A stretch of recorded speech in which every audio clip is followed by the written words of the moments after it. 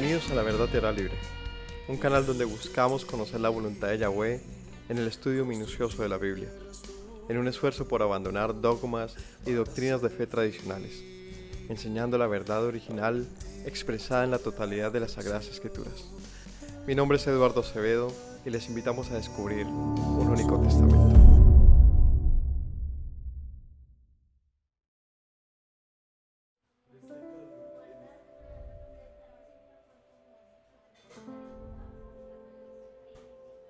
Vamos a empezar. 5, 4, 2, 1. Shabbat Shalom para todos mis hermanos, Yahweh los bendiga y bienvenidos a un estudio más de las Sagradas Escrituras, las parashá que llevamos con constancia cada día de reposo, cada Shabbat. Hoy estudiaremos la parashá número 38 llamada Koraj o Coré, si recordamos a este personaje, la rebelión de Coré.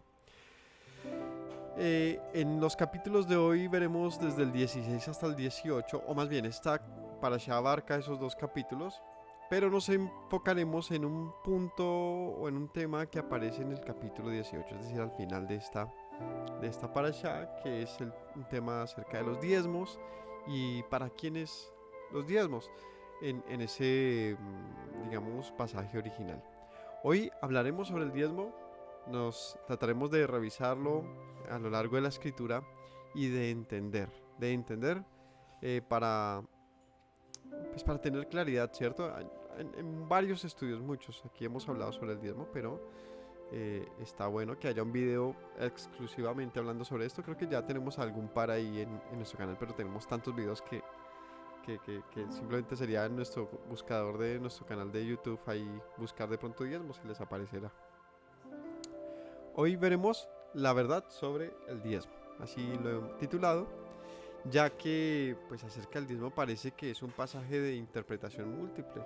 Lo digo porque casi que en diferentes congregaciones, religiones que se apoyan en la Biblia tienen una interpretación diferente para esto. Y no debe ser así, no debe ser así. Todo en la escritura debe ser visto con la lupa, de tal manera que haya claridad y haya verdad, ¿no? Dice 1 Juan, Dios es luz y no hay tinieblas en él. No hay sombra de variación, no debería haber la confusión que sí hay hoy en día. ¿Y esto para qué? ¿Con qué propósito? Pues para tener libertad. Porque cuando no entendemos algo, lo hacemos entonces, en muchos casos, simplemente por la comodidad de la tradición, de así fue enseñado, del adoctrinamiento. Entonces, sin darnos cuenta, somos esclavos de una forma de pensamiento que no necesariamente sea de Dios. Por lo tanto, no nos está produciendo el fruto que deba producir. Al contrario, muchas veces el llevar ese tipo de vida, digamos, en la que no tenemos claridad sobre la verdad bíblica, sino tenemos comportamientos que son comunes dentro de una religión o dentro de una, digamos, dentro de una secta, dentro de una versión doctrinal, a veces estamos o pecando o simplemente llevándonos encima el peso que esto también acarrea. Por ejemplo, cuando hablamos del tema diezmo, generalmente es un tema complicado, que es puntilloso para la gente y es uno de los temas de los que muchos encuentran un soporte para juzgar, para señalar a las iglesias que lo piden. ¿Por qué lo hacen? Porque ven a gente que intenta servir a Dios. No es así, sino más bien porque encuentran que al parecer este tema se ha convertido en muchas congregaciones, en muchos lugares, en un foco o en una base de corrupción, en una base de enriquecimiento, en una base de codicia, que trae no salud, ni bendición, ni libertad a la gente, a la congregación, sino se convierte todo lo contrario en un punto de señalamiento, de codicia, de que el mundo vea con malos ojos inclusive al Creador, porque no se piensa bien del Señor cuando encuentras que alguien que predica sobre el amor, sobre el dar a los demás, sobre el la importancia de tener presente al mundo, y lo único que hace es llenarse de dinero a costa de estos mismos pobres, de los que se supone a quienes le envía el mensaje. Entonces todo esto pues genera una desvirtuación impresionante, de la cual todos somos responsables si no realmente hacemos un paro y leemos qué dice la Biblia acerca de este asunto, que es muy claro. De hecho, ni siquiera es un tema de venga, pero es que pareciera que es esto. No, el diezmo es un tema sumamente claro en la Biblia. Por lo tanto, tenemos que preguntarnos hasta qué punto nuestra concepción del diezmo es distorsionada. Y segundo, ¿qué estamos dispuestos a hacer en caso tal de que descubramos de que quizás lo que conocemos acerca del diezmo esté errado, de lo que creemos acerca del diezmo? Así que eso es lo que veremos hoy. Les agradezco a todos por acompañarnos. No olviden darle un like a esta enseñanza, compartirla, dejarnos sus preguntas, sus comentarios y nada, estar atentos. Aquí hay una lista de reproducción de todos los libros de la Biblia prácticamente. Estamos terminando algunos libros que nos faltan del Nuevo Testamento, pero pueden encontrar hasta de algunos libros deuterocanónicos como el libro de Macabeos. Así que aquí hay mucho material para que nos acompañen a estudiar, más bien, para que nos permitan acompañarles en sus estudios. Y si hay algo de ello en lo que ustedes puedan apoyarse, pues ese es el propósito. Así que gracias a todos, y vamos a orar y a empezar con el estudio de hoy. Padre bueno, te doy gracias por permitirme enseñar, por abrir mi boca, Señor, a mis hermanos, a mi familia, a todos los que desde sus celulares, computadores, ven sus pantallas y buscan tu voz, Señor, tu rostro. Te pido que nos hables a todos y nos des sabiduría para entender cuál sea tu buena, agradable y perfecta voluntad, Señor. Que tu misericordia nos acompañe en este día, Señor, y podamos entender cuál es tu buen deseo para tu pueblo. Te lo ruego y te lo pido en el nombre de Yeshua. Amén.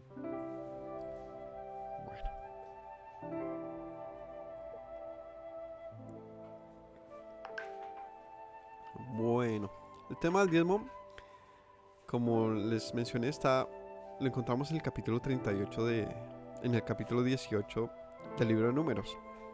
Pero antes de adentrarnos en el diezmo, quiero recordarles que acerca de esta parasha Korah, en nuestro canal, pueden buscar cómo se hace. Uno entra al canal de YouTube, y allí busca La Verdad Te Hará Libre, LBTHL. Ahí aparece el canal de nosotros, ¿verdad? Una menorá pequeña, la abren y ahí aparece nuevamente un buscador en listas de reproducción. Ahí pueden escribir lo que estén buscando y les filtra todos los videos de nuestro canal que correspondan. Entonces, ahí pueden colocar Korah y les aparecen todas las enseñanzas que tengamos sobre esta misma parashá de otros años. Anualmente hacemos una enseñanza de cada porción de la escritura, de la Torah. Así que una versión de esta misma parashá verso a verso y temática la pueden encontrar de años atrás. Hoy veremos un tema puntual que es el diezmo. Recordemos que la temática de este año es un único testamento. Es cómo encontramos una relación de lo que aparece en el llamado Antiguo Testamento con el Nuevo Testamento y cómo se soportan unos a otros sin distorsionar, sin encontrar como una fractura entre ellos, sino al contrario, cómo se complementa y se entiende la escritura a lo largo de toda la Biblia. Así que en ese propósito veremos el diezmo en su, digamos, intención original, cuando el Señor lo enmarca, cuando se da en la Biblia, y cómo esto trasciende a lo largo de la misma escritura. ¿Qué encontramos en la parashá Korah? En la parashá Korah encontramos en el capítulo 16 algo llamado que conocemos como la rebelión de Coré, donde vemos un problema grande que pasa en medio de Israel cuando está en el desierto. ¿Se acuerdan qué pasa allí? ¿Cuál es el gran problema que pasa? ¿Por qué hablamos de una rebelión de Coré? Bueno, resulta que el Señor había escogido a Aarón y a sus hijos como sacerdotes para el servicio en el tabernáculo y para la expiación y para la aceptación de las ofrendas y para la presentación de ofrendas, perdón, de todo el pueblo, tenía una designación importante, donde habían sido llamados en ese orden de ideas como príncipes del pueblo, pero curiosamente no príncipes que son servidos, sino príncipes que sirven a la nación. Esto en términos actuales podríamos pensar de ellos algo así como gobernantes, pero no los gobernantes que vemos hoy en día, sino el ideal de un gobernante. ¿Cómo se le llama en Colombia? Servidores públicos, así se le llaman, servidores públicos. O sea, se supone que sirven al país. Y cada país tendrá sus problemas en lo que gira en torno a los servidores públicos y gobernantes, pero digamos que su propósito principal es servir al pueblo. Los sacerdotes también fueron constituidos de esta misma manera, como servidores de Dios a favor del pueblo, como servidores del pueblo también. Pero eso no le pareció bien a Coré, quien es familiar de Aarón y de sus hijos, pero familiar en el sentido extenso, es decir, también eran levitas. El Señor había escogido no solamente a los levitas para el servicio en el tabernáculo, sino puntualmente a Aarón y a sus hijos para ser sacerdotes. Y esto no le pareció a algunos, no le pareció bien. Así que Coré, que era levita, junto con otros varones, se une con Datán y Abiram, que eran de la tribu de Rubén, y genera una ruptura en medio del pueblo, donde ellos exigen ser también, digamos, líderes. Pues ellos dicen, nosotros no somos también santos, ¿acaso? ¿Por qué ustedes se han levantado como líderes sobre nosotros? Entonces no reconocen la autoridad de Aarón y de sus hijos, de tal manera que esto trae un gran problema porque hacen una revuelta y exigen ser líderes también. Y a esto Moisés responde: les es poco ser levitas y haber sido puestos entre todo el pueblo a servir delante de Dios, que también quieran el lugar de Aarón y de sus hijos que Dios se los puso. Esto trae mortandad en el pueblo porque el Señor se molesta en ese sentido.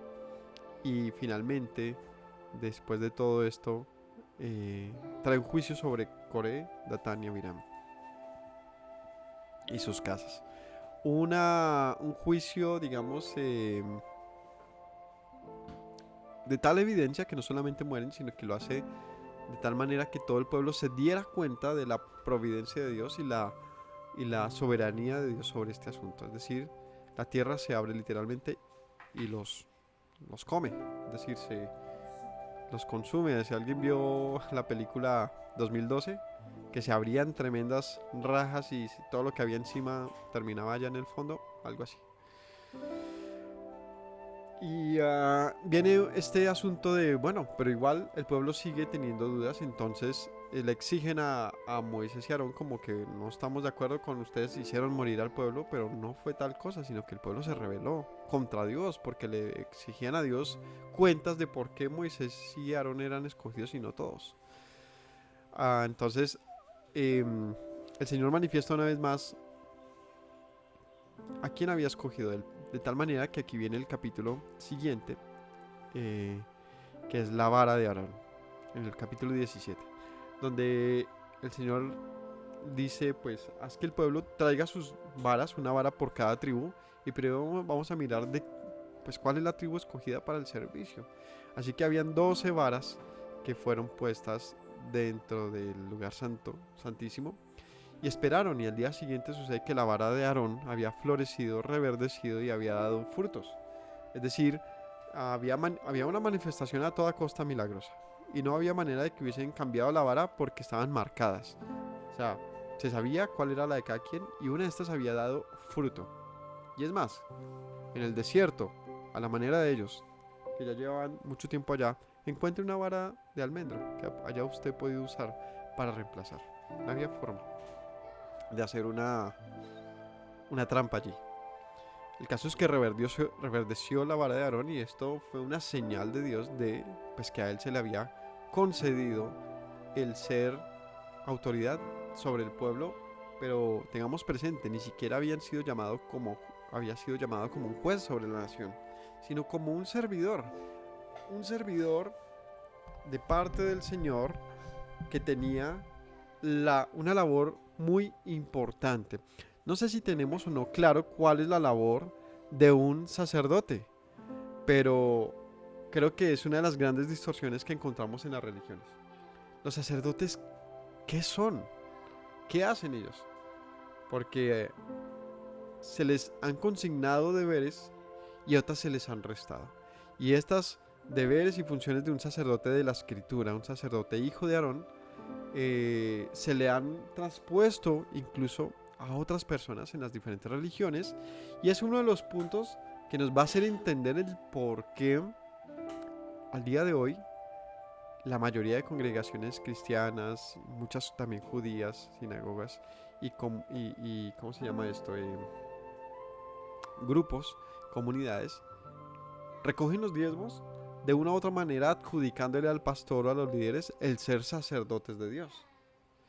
Vamos a ver si eso es así, si es bíblico y bueno, si es un punto que avale que un líder de una congregación reciba los diezmos.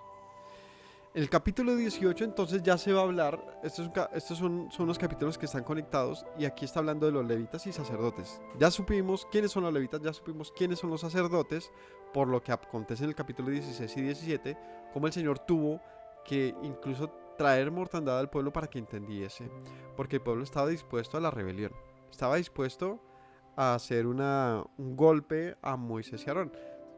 ¿Qué hubiera pasado si lo hubiesen hecho? Pues que hubiesen muerto todos en el desierto, ni siquiera por un castigo de Dios, sino porque es que el rumbo lo estaban marcando ellos. ¿Para qué habrían hecho? Sabían para dónde ir. Estaban, como dice en algún pasaje de esos mismos capítulos, dice que estaban sin norte, que estaban perdidos, no sabían. Le dicen a ellos, ¿para qué? Nos sacan de Egipto donde fluía leche y miel. Nos traen a este desierto a morir. Nos prometen una tierra, otra, donde fluye leche y miel. Y no hemos entrado ni ha pasado nada. Entonces nos trajeron a morir. Ese era como la voz y el grito, el clamor de la gente. Pero no era eso, estaban en pleno camino, ¿no? Entonces la impaciencia y el sentirse que todos debían tener la misma autoridad de Moisés y Aarón, y el exigirle a Dios quienes fueran sacerdotes, pues demostraba que el pueblo no conocía al Dios de Abraham, de Isaac y de Jacob. Y no entendían que Dios escoge,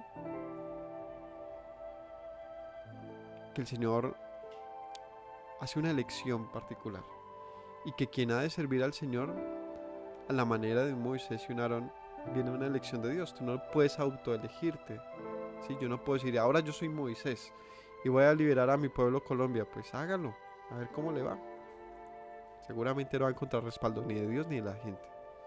Y si la gente lo respalda, va a ser quizás algo así como un falso Mesías, donde, como dice por ahí Gamaliel, tarde que temprano el tiempo va a demostrar si era de parte de Dios o no, y era simplemente alguien más con buenas intenciones. Así que cualquiera de nosotros puede decir, sabe que yo tengo el poder de Dios y Dios me tiene que respaldar, y hágale. Y se va a dar cuenta que no es así de fácil, no es un asunto de querer, como lo dice bien en Romanos, no es no es como que yo digo cómo van a ser las cosas, sino que es de a quien Dios escoge con ciertos propósitos, algunos como vasos de honra y otros como vasos de deshonra.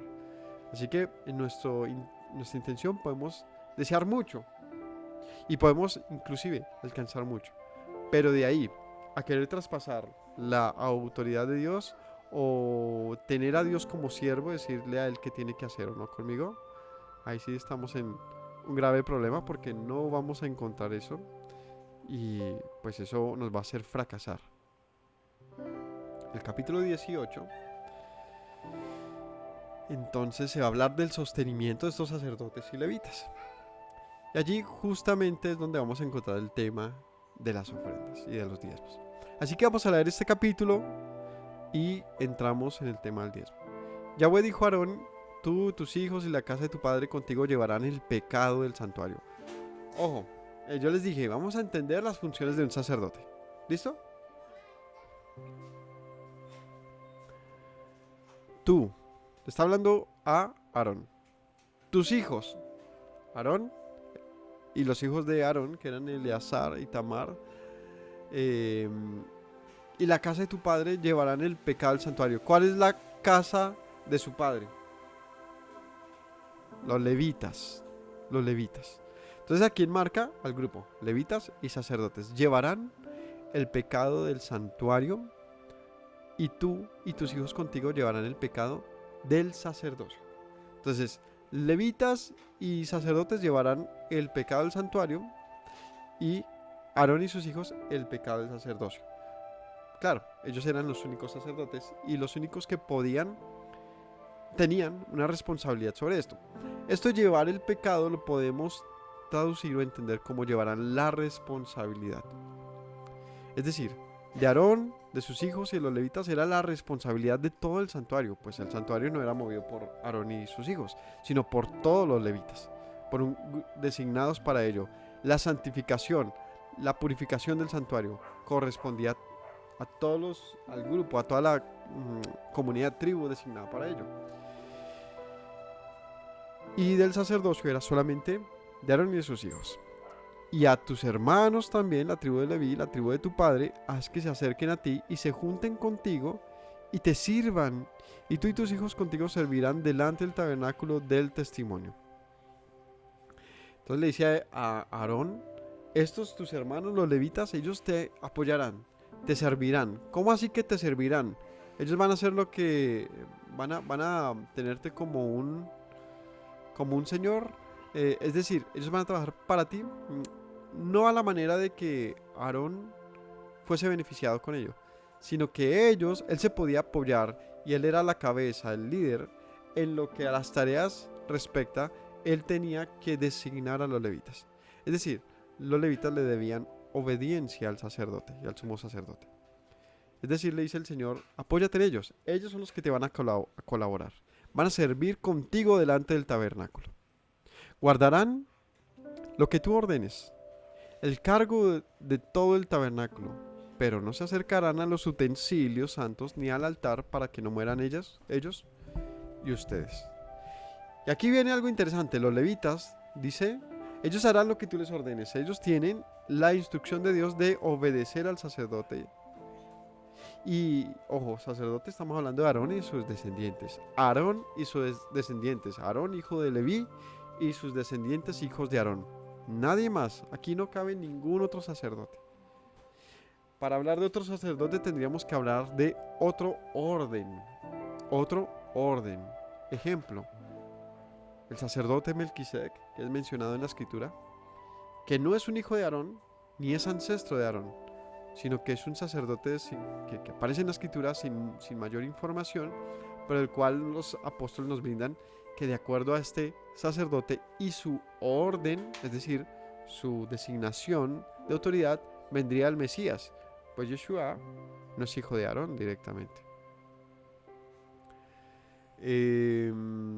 Pero sí, Yeshua es hijo de David, ¿cierto? Del rey David, judío, y aquí tenemos levitas. Entonces, ¿de dónde vendría este trabajo sacerdotal del Mesías?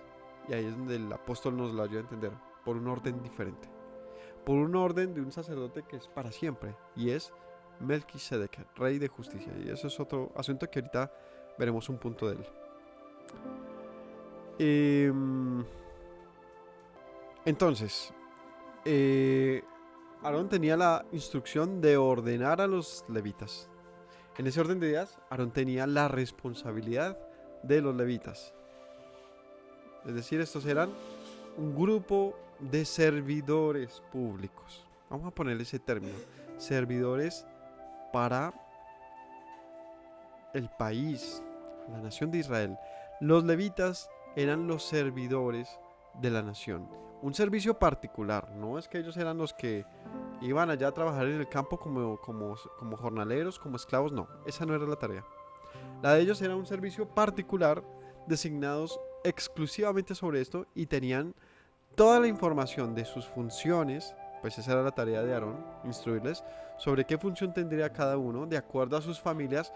Unos tendrían un trabajo de, por ejemplo, preparar los animales para la ofrenda. Otros tenían la labor del mantenimiento del mismo tabernáculo, de cuando iban a mover el tabernáculo, cada uno tenía una tarea sobre quién cargaba qué cosas, tenían la tarea de mantener todo lo que en el sistema de ofrendas se indica, tenerlo pues al día. El sacerdote no tenía que salir allá a buscar las cosas, no, sino que los levitas en esto trabajaban y era un oficio pues que necesitaba mano, como llaman ahí, mano de obra, o sea, alguien que haga una labor puntual. Entonces, eh, eran colaboradores, es una palabra bonita, colaboradores y servidores. Y a este término le encontramos una palabra en la escritura. ¿Cómo se le llama a los colaboradores y servidores en el Nuevo Testamento? ¿Diácono? ¿Diáconos? ¿Sí? ¿Sirve? Y una palabra que más se utiliza, ministros. Eran ministros, ministros de Dios, servidores, obispos, de una u otra manera. Estos términos que actualmente se utilizan más es como eclesiásticamente, ¿no? Un diácono es alguien que está allí en las iglesias generalmente colaborando en muchos asuntos a la mano, sí, muy parecido a lo que seguramente hacían los levitas. Obispo se piensa más en el pastor que predica. Un ministro, como que no se piensa que un diácono sea un ministro, sino un ministro es como el que enseña la palabra o el que canta allí en las alabanzas. Eso hay formas que actualmente, conceptos que han ido como migrando y se han reconceptualizado según la congregación. Ni siquiera son generales, sino en cada congregación, en la Iglesia Católica tienen muchos nombres. Allí hay obispos, yo no me sé algunos, hay curas, hay padres, cardenales, arzobispos, no sé, hay muchos, y sí, están apoyados en una jerarquía que desconozco la verdad, así que solamente lo pongo como ejemplo que cada congregación tiene sus nombres, sus títulos, y muchos aparecen en la escritura, pero el hecho de que ellos las conceptualicen de una forma no quiere decir que sea bíblica. Y a ese punto es el que voy. Es decir, bíblicamente un ministro, un diácono, un servidor, ¿cierto? Tienen propósitos iguales, y es el servicio, pero tienen funciones diferentes. Como dice el apóstol, operaciones diferentes dentro de la congregación, de tal manera que en su servicio cada uno aporta de una manera diferente, ¿verdad? Pero estamos hablando de congregaciones. En este ejemplo, en este caso de la Torá, no estamos hablando de congregaciones, sino de la congregación de Israel, una en la que habían instrumentos que servían de diferentes maneras y había uno particular y muy importante. ¿Cuál era la mayor prioridad de los sacerdotes y sumos sacerdotes dentro del pueblo? Pensemos, echémosle cabeza. Cuando hablamos de tabernáculo y su relación con el pueblo, ¿cuál sería la principal tarea de los sacerdotes?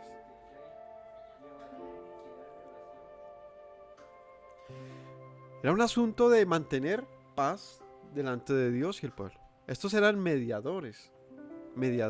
¿Con qué propósito un sacerdote mediaría entre el pueblo y Dios? ¿Para qué?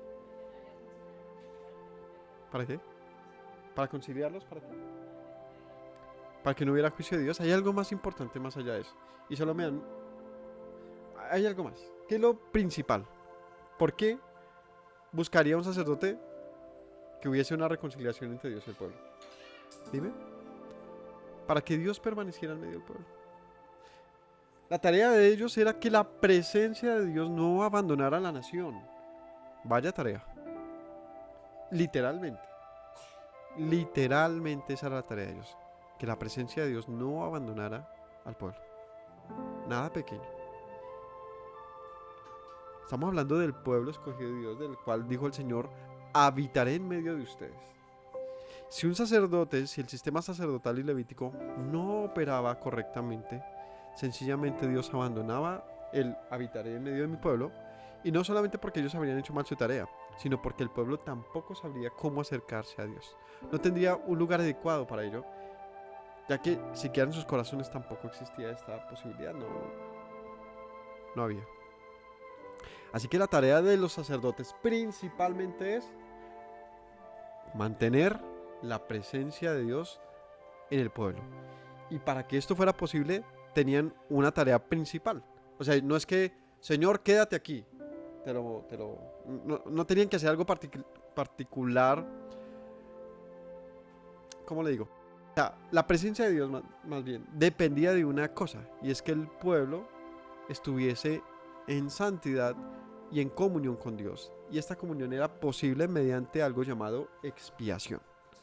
La expiación es una reconciliación continua de Dios con los hombres. ¿Reconciliación acerca de qué? De un pacto que se puede romper. Pero no del tipo se puede romper de tipo rompámoslo porque se puede, sino un pacto que es frágil por causa de uno de los firmantes. ¿Cuál? Pues nosotros, el pueblo. No que el pacto fracase, no que Dios haya puesto un pacto débil, sino que uno de los firmantes del pacto tiene una condición tal que requiere que el pacto pueda ser resanado cuantas veces sea posible. Y a esto se le llama expiación. Es decir, hay una cláusula en el pacto que ayuda a resolver. Cuando uno firma un contrato, allí no solamente se pone cuáles son tus deberes y los deberes del que te contrata, sino también hay unas cláusulas donde se resuelve ¿cómo se llama esto? Las razones por las que el contrato se pueda romper. Entonces, por ejemplo, ¿por qué un contrato se puede romper, se puede dar por terminado? Pues porque las dos partes quieran terminar el contrato, ¿cierto? Generalmente aquí en Colombia pasa así. Porque se terminó el tiempo designado para el contrato. Y creo que esas son las dos principales. Pero no, esas son cómo se puede romper un contrato. Pero ¿qué pasa si una de las partes unilateralmente decir no trabajo más, yo rompo el contrato? Pues ahí ya no es que rompa el contrato, sino se viene una demanda. No puede hacerlo. O sea, lo puede hacer, sí, pero esto le va a costar mucho. Le va a costar que tiene que sacar un pago, unas consecuencias. Eso es lo que justamente el contrato hace. Eso es lo que legalmente permite o tiene el propósito de un contrato. ¿Por qué uno firma un contrato? Pues para garantizar que la otra persona cumpla sus deberes en lo que gira en torno al contrato, ¿no? Entonces tú firmas un contrato y dices, va un año y te despiden dentro de un mes. ¿Y por qué? ¿Qué pasó? No, es que yo unilateralmente ya no requiero más sus servicios. Entonces tú con ese contrato vas y lo demandas. Pones una tutela y ahí ya te solucionan ese asunto. Porque en el contrato va a decir que quien rompa el contrato de una manera, digamos, que lo haga sin la manera adecuada, va a estar sujeto a una indemnización para el otro, ¿cierto? Entonces, ya que les he dicho esto, el contrato del pacto de Dios con su pueblo también tiene estas garantías y estas opciones de restablecimiento del pacto. Es decir, no es un pacto que sea, ojo ahí, es que la escritura lo dice, que sea imposible de cumplir, sino que el pacto también garantiza que se pueda sanar. Entonces, en el contrato que uno tiene, de repente alguien dice, ¿sabe qué? Es que yo ya no voy a trabajar más con ustedes, pero pues que usted firmó por 12 meses. ¿Por qué no va a trabajar más? No, es que tengo un dolor en la espalda, tenés. Ah, ok, espéreme. Entonces entra a conciliar. O no sé si el de qué parte de la espalda. No, no es que me siento afligido porque siento que no estoy rindiendo mucho o me siento muy presionado por el trabajo y pues así no prefiero no trabajar. Entonces la empresa va a tener que decidir si lo demanda o no. Pero si el contrato dice, se garantizará también no, esto que les dije ahorita, el que puedan negociarlo, eso se llama conciliarlo. Sí, y ahí dice cómo se va a hacer, va a haber un intermediario, se van a exponer, y el caso es que se puede resolver. Ya sea, o sea, para que ninguno pague una indemnización en lo posible, sino pues, ya sea que se continúe y se reconfigure el pacto diciéndole, bueno, entonces sabe que ya no trabajé todas esas horas, sino le restamos una para que usted se quede. Un ejemplo. Se puede negociar. El pacto de Dios nos permite un asunto y es la reconciliación. La reconciliación. ¿Qué quiere decir esto? Que Dios en su paciencia eterna, en su amor magnífico, está dispuesto a que un pacto firmado, un pacto del cual se ha hecho un juramento, un voto de tipo haremos todo lo que tú nos digas, aunque no se cumpla de una manera estricta por causa de aquellos que no pueden obedecer, Dios les dice, ok, sé que esa es tu condición, pero por medio de la fe, ¿cierto? Puedes renovar el pacto. Por medio de la fe puede haber un restablecimiento de este pacto. Así que quienes podían mantener esta reconciliación y esta paz de Dios con los hombres, los sacerdotes, mediante un sistema que nos puede parecer muy primitivo, muy arcaico, pero era un sistema literal que nos hacía ver el costo de mantener paz delante de Dios. ¿Cuál era el costo de mantener paz delante de Dios? La muerte. Eso suena durísimo. ¿Cómo así usted me está diciendo que tener paz delante de Dios significa que alguien debe morir? Yo le digo, no, significa que mientras haya un culpable, es diferente. Es necesario un restablecimiento. Y este culpable significa que tengas que ver cómo en este ¿cómo se llamaría? En este sistema, cómo veías como un animalito perdía su vida por causa del restablecimiento de la paz delante de Dios y los hombres. Es decir, veías el costo, se veía. Eso es lo importante aquí, que hay que entender. Se ve a qué equivale, o por lo menos una muestra de lo que equivale, o a qué se puede equiparar el pecado delante de Dios. No que al morir el animal, Dios se alimentara de eso porque Él no come. No, o más bien, no se alimenta de nuestras comidas, sino que allí empezaba un proceso ritual de tal manera que se expiaba, es decir, se saldaba una deuda, y no estamos hablando de un pueblo rebelde, sino de un pueblo pecador. Es diferente en algún punto, es decir, no es un pueblo que ha desistido de Dios, sino un pueblo que ha errado, que ha pecado, que ha hecho mal, pero ha entrado en un arrepentimiento. Así que el arrepentimiento era demostrado mediante un sistema de sacrificios. Y en todo ese proceso, ¿quiénes lo hacían? Los sacerdotes. Entonces, otra vez, labor de un sacerdote: mantener la paz de Dios con los hombres mediante un sistema de expiación, trabajo de hombres.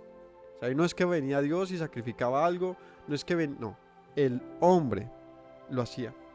Y esto es una crítica que hace Hebreos acerca del sistema sacerdotal, que ahorita lo veremos, de por qué ya no está, por qué no estará operando, qué pasó. Bueno, era débil. ¿Por qué era débil este sistema? ¿Por el sistema? No, por los hombres. Por los hombres. Porque ellos, muy sacerdotes y lo que quieras, pero eran tan humanos como tú y como yo. Así que si se trata de que el hombre intente mantener paz delante de Dios, nos damos cuenta que es, a la larga, imposible. No podemos. Por nuestra propia condición humana, que es inclinada al mal, que es débil, sencillamente débil. Pero el Señor lo conoce, así que Él mismo nos demuestra cómo puede haber una paz. Dice Yeshua: yo les doy una paz no como el mundo da, una paz especial. Mi paz les doy, mi paz les doy. Mi paz les dejo, mi paz les doy. ¿Cuál es la paz de Yeshua? Pues Yeshua se va y destruye en el templo, y viene una de las matazoras más grandes. ¿Cuál paz nos dio? La reconciliación con Dios. Así que ya encontramos entre Yeshua una relación importante con los sacerdotes. ¿Cuál es? Reconciliarnos con Dios. Yeshua, hombre como los sacerdotes, Yeshua mantenía la presencia de Dios en medio del pueblo. Tres relaciones entre Yeshua y los sacerdotes. Y hasta este punto, que no le digo gran cosa, les digo que pastor, rabino, sacerdote, cura, pontífice, etc., siquiera en estas par cosas que les he mencionado, las hace, las cumple, puede hacerlo siquiera. ¿Acaso los pastores de nuestras iglesias pueden expiar nuestros pecados? ¿Acaso los pastores de nuestras congregaciones tienen la presencia de Dios en medio nuestro? En ese punto, pues, podríamos interpretar que quizás ellos hacen esa labor de preservar el conocimiento de Dios y traer la presencia de Dios en medio de una congregación. Pero ¿acaso pueden mantener la presencia de Dios en una congregación cuando ellos mismos no pueden expiar sus propios pecados? Y ahí encontramos un problema grande. Y es que no pueden. Claro, pueden ayudarnos a acercar a Dios y a su presencia, pero ellos mismos no pueden hacer permanecer la presencia de Dios en medio nuestro. Es decir, no tienen ese deber porque no pueden, sino que cada uno tenemos el deber de mantener la presencia de Dios en el corazón. Y esto es algo, es algo que cobra fuerza a lo largo de la escritura y que se entiende a lo largo de la escritura y que ya veremos luego. La Iglesia Católica, hasta donde sé, tiene un sistema tal que un cura y un sacerdote católico supuestamente puede de alguna manera expiar al pueblo. ¿Cómo lo hace? ¿Saben? Mediante confesión. Y este sistema católico hace que tú vayas y hagas confesión. Padre, he pecado, ¿qué hiciste, hijo mío?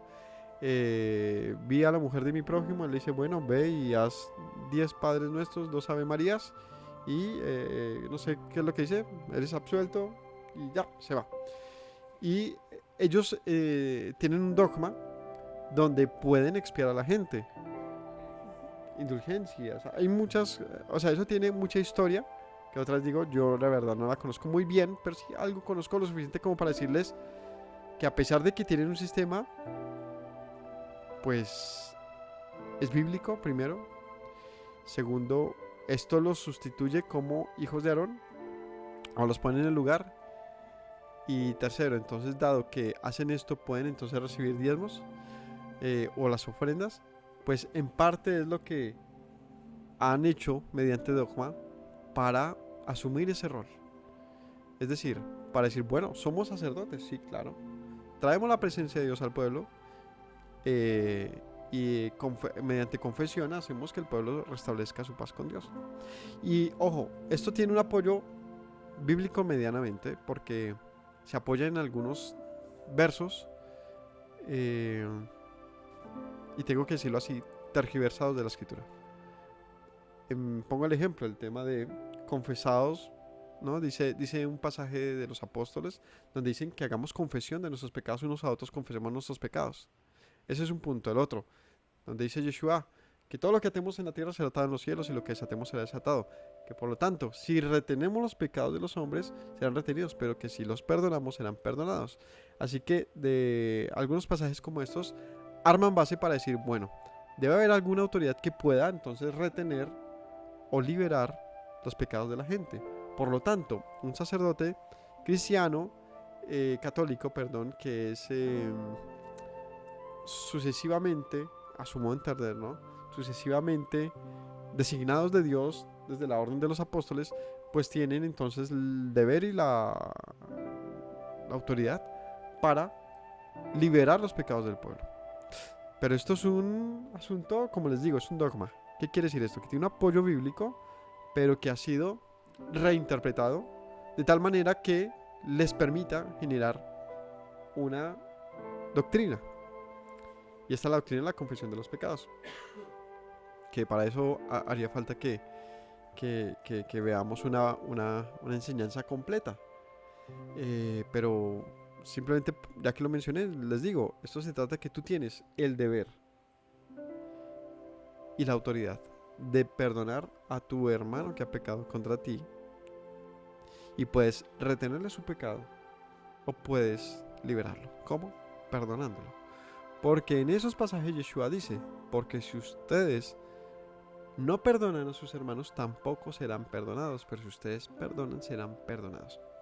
Así que no se trata que haya una autoridad que me expíe, sino que es un asunto de reconciliación con el prójimo, de lo cual Yeshua nos dice, háganlo.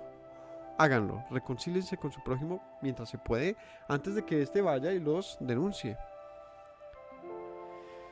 Versículo 3 de este 18, guardarán lo que tú les ordenes, el cargo de todo el tabernáculo, pero no se acercarán a los utensilios santos ni al altar, está hablando de los levitas, para que no mueran ellos y ustedes. Es decir, si un levita entraba al tabernáculo y cogía las cosas santas, eso traería muerte a los levitas y a los sacerdotes por no estar pendientes. Se juntarán pues contigo, tendrán el cargo del tabernáculo de reunión en todo el servicio del tabernáculo, ningún extraño se ha de acercar a ustedes. Tendrán el cuidado del santuario y el cuidado del altar para que no venga más la ira sobre los hijos de Israel. Y aquí he tomado a sus hermanos los levitas de entre los hijos de Israel, dados a ustedes en don de Yahweh, para que sirvan en el ministerio del tabernáculo de reunión. Pero tú y tus hijos contigo guardarán su sacerdocio en todo lo relacionado con el altar. Del velo adentro ministrarán. Yo les he dado en don el servicio de su sacerdocio, y el extraño que se acerque morirá. Dijo además Yahweh a Aarón: he aquí que te he dado también el cuidado de mis ofrendas, todas las cosas consagradas de los hijos de Israel te he dado por razón de la unción, y a tus hijos por estatuto perpetuo. Y aquí viene el otro tema, y aquí ya empezamos a mencionar el tema de lo que les ha sido entregado a ellos, diezmos y ofrendas. Dice: te he dado el cuidado de mis ofrendas. El cuidado. ¿A quién? A los sacerdotes se les designó la custodia, ¿no? La palabra cuidado es mishmeret, que significa vigilar, custodia, el centinela, la preservación, la seguridad, la observancia, el deber, el cargo, el cuidado, la custodia, desempeñar, etc. Alguien que tiene una preservación acerca de las ofrendas. ¿Qué son las ofrendas? Las ofrendas, para los que no lo sepan, era todo lo que el pueblo presentaba delante del Señor. Era literalmente algo que la gente saca de sus casas. Es algo que se da de forma voluntaria, pero también por mandamiento, de mis pertenencias. ¿A quién se daba esto? ¿Y qué tipo de ofrendas? Bueno, en la escritura eso es un tema muy largo y tenemos muchas enseñanzas sobre esto, pero las ofrendas, que son de diferentes tipos, tenían no solamente diferentes tipos, sino propósitos. La mayoría de las ofrendas eran como en especie, animales y vegetales, de cereales. Es decir, era alimento. Estas ofrendas eran presentadas por el pueblo según su propósito, según su momento, y de esto solamente los sacerdotes tenían el deber de hacer, dice aquí, con cuidado. Tenían el deber de observar, de vigilar qué pasaba con esas ofrendas. Es decir, otra vez poniéndonos en el caso de los servidores públicos, ¿qué deber tiene un servidor público? Administrar adecuadamente los recursos de la nación. Es lo que la gente da en sus impuestos, por ejemplo. Tienen que velar porque esos impuestos sean usados adecuadamente. Se supone que esa es su tarea. Y dar un reporte y un uso adecuado a todo eso que entra al país. De la misma nación. Es decir, es de todos. Pero con un propósito social. ¿Cierto? ¿Qué se hace con los impuestos? ¿Saben? Actualmente se desarrolla todo lo que nos confiere a la comunidad, a la sociedad, ¿no? Con ello no solamente se desarrolla, digamos, que el país a un nivel económico, mediante infraestructura, sino también de ahí salen apoyos en subsidios a las familias pobres. De ahí salen las obras que no son mediante empresas privadas, sino que le compete al país hacer por razón de todos, como alcantarillados, que el agua llegue a todo lugar, que la electricidad llegue a todo lugar. Es decir, ayudar a la gente más vulnerable que también logre salir adelante. El país tiene un compromiso y un deber sobre eso. Debe hacerlo. ¿Y dónde sale todo eso? O sea, imagínense que usted vive por allá, una comunidad. Nosotros vivimos en un pueblo bastante alejado y medio olvidado del país.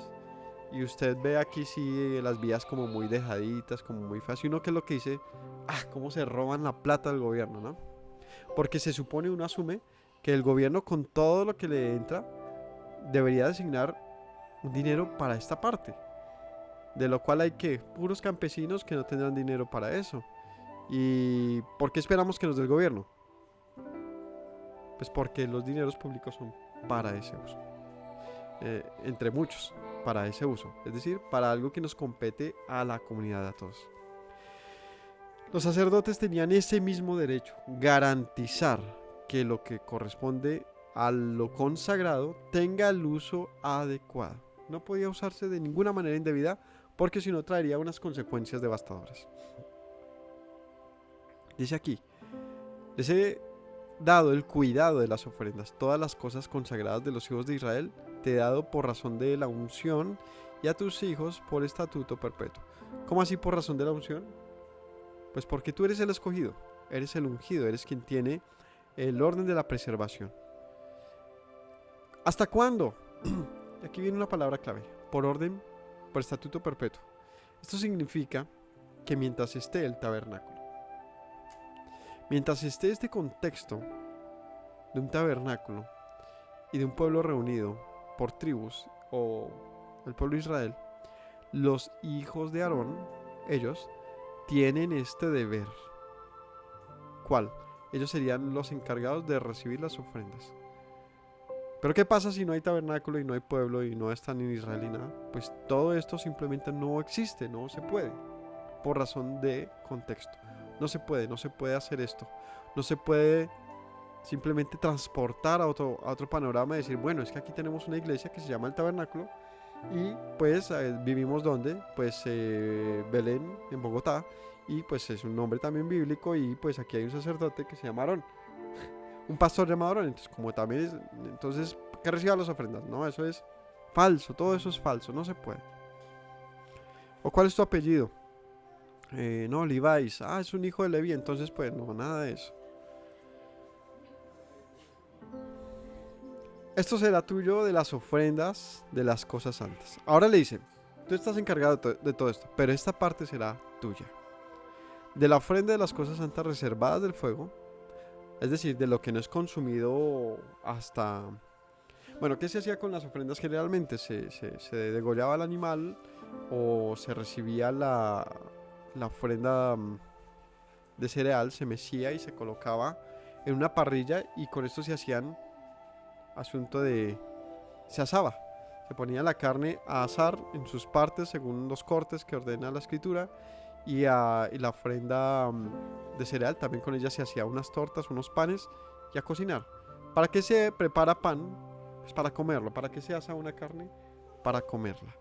Pero no eran todas las ofrendas, habían otras de libación que son de líquidos y vino, de aceites, y otras que sí eran del todo quemadas. Las del todo quemadas literalmente se era poner al animal hasta que era consumido por completo por el fuego, hasta las cenizas. Así que de lo que no se consumía hasta las cenizas, dice, esto es tuyo, Aarón. Y aquí vemos que entonces los servidores públicos también deben vivir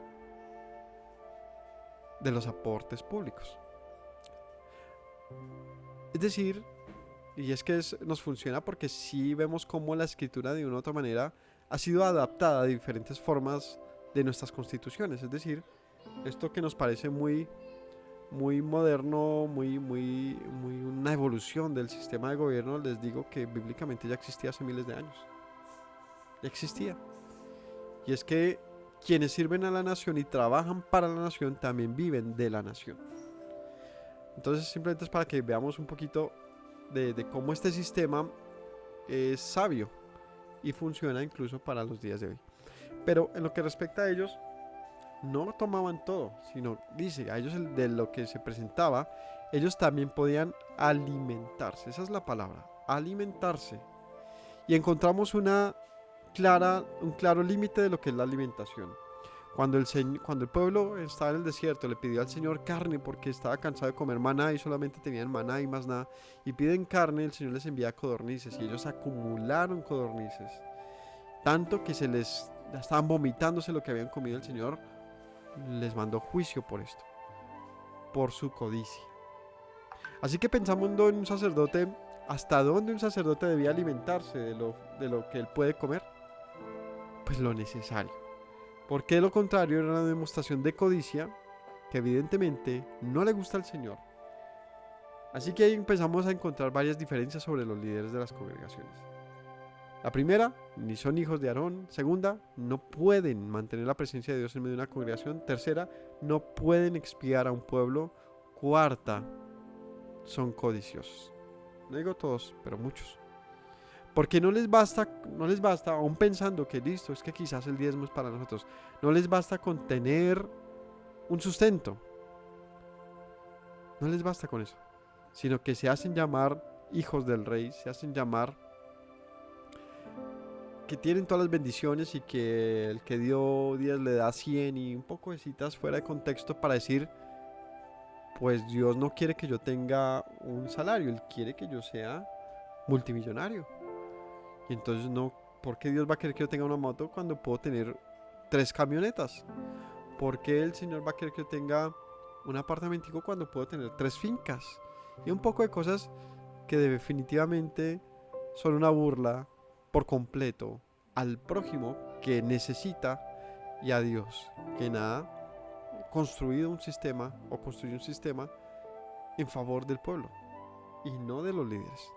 Porque aquí, ¿qué era? ¿Para qué hizo todo esto el Señor? Porque amo tanto a los levitas que me gustaría que a ellos no les falte nada y por lo tanto todos los días el pueblo les lleve comida.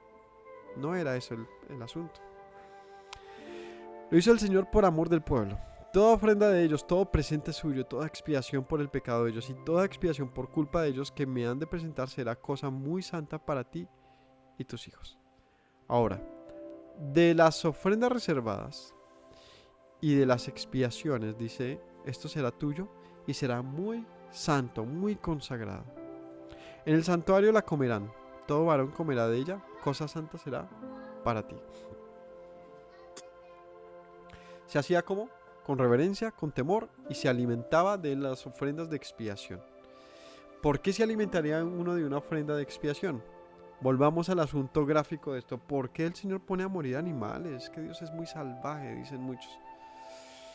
Yo diría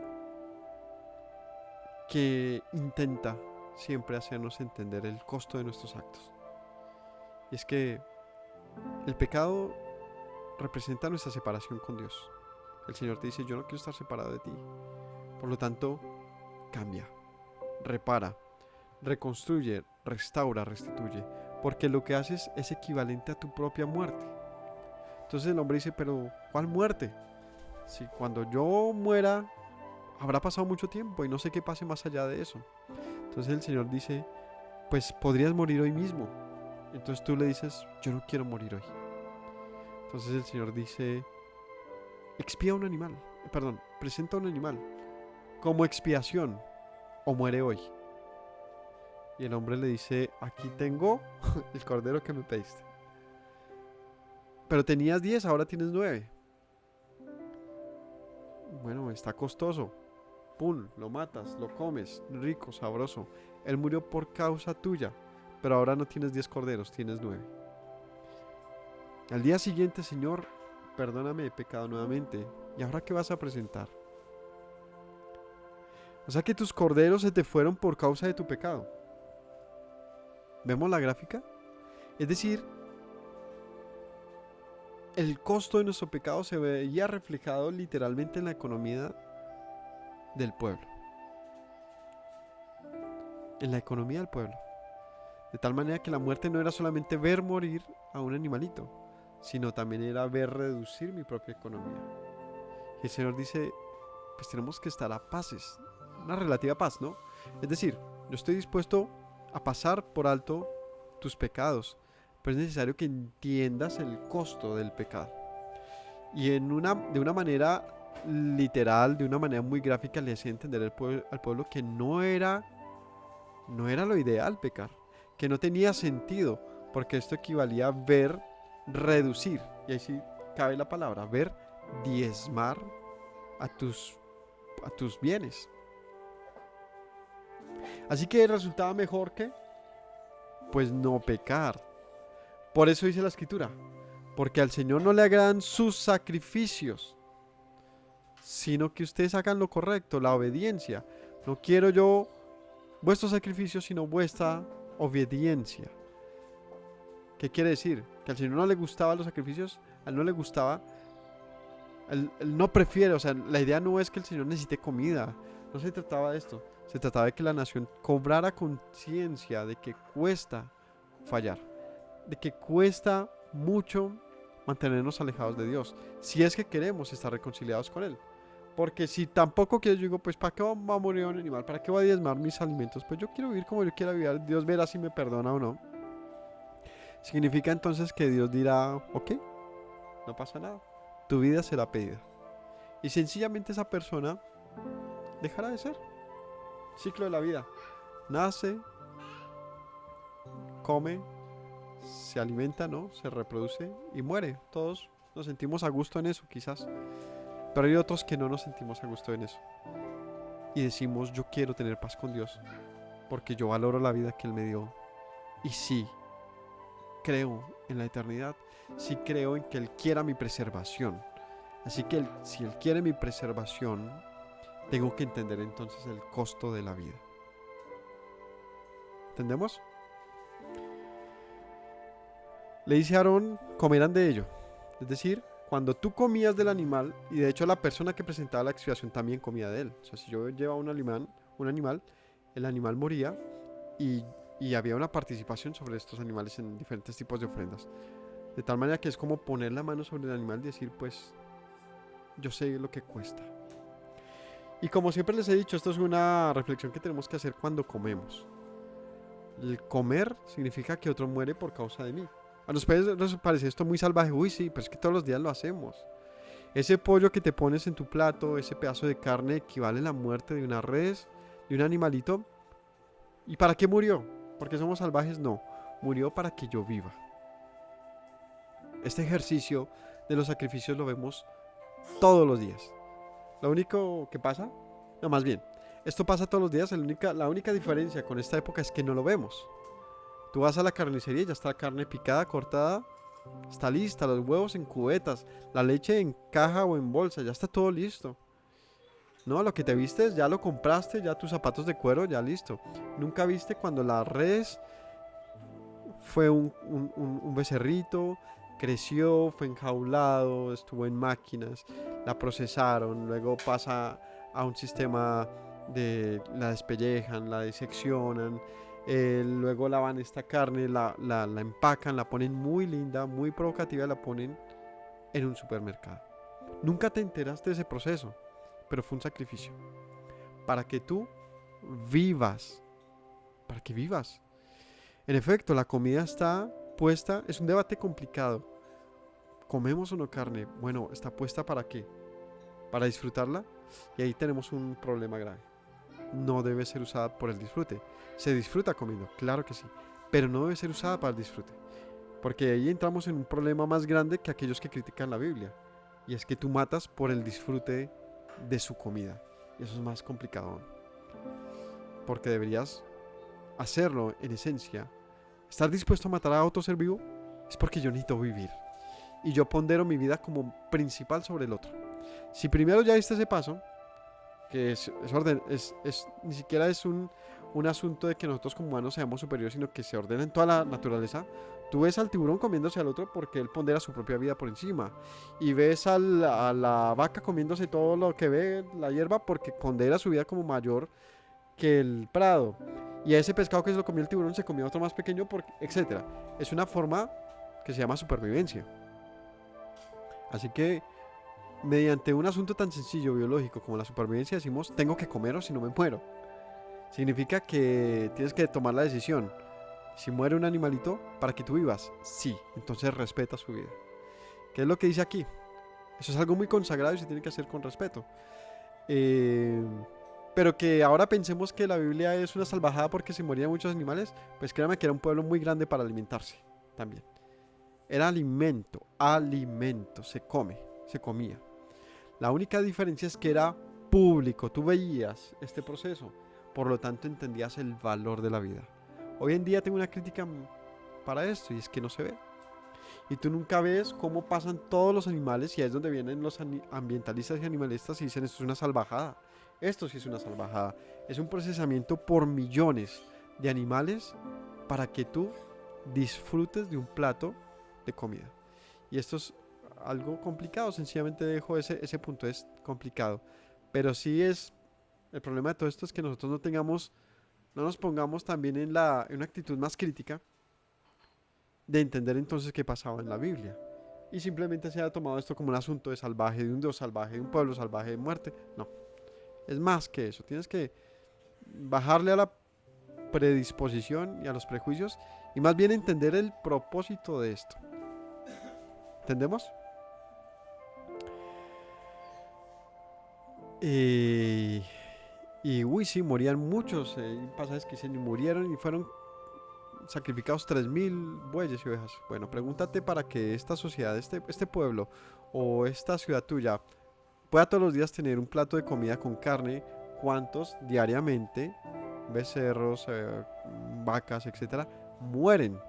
Y esos son los datos escandalosos, las cifras muy escandalosas que encuentras en internet, que hace preguntarnos muchas cosas. Pero lo que aquí quiero decirles simplemente es que si queremos señalar esto, pues primero entendamos que es pues, un acto diario que finalmente atiende a lo mismo y es yo necesito vivir. Así que otro muere para que yo viva. Yo me alimento de él.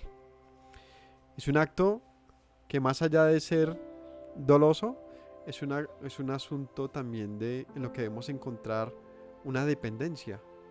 Yo dependo de otros. Uno que me sustituye para que yo viva. Tengo que valorar la vida entonces. 11. Esto será tuyo, la ofrenda elevada, sus dones, todas las ofrendas mecidas de los hijos de Israel. He dado a ti, a tus hijos y hijas contigo por estatuto perpetuo. Todo limpio de tu casa comerá de ello.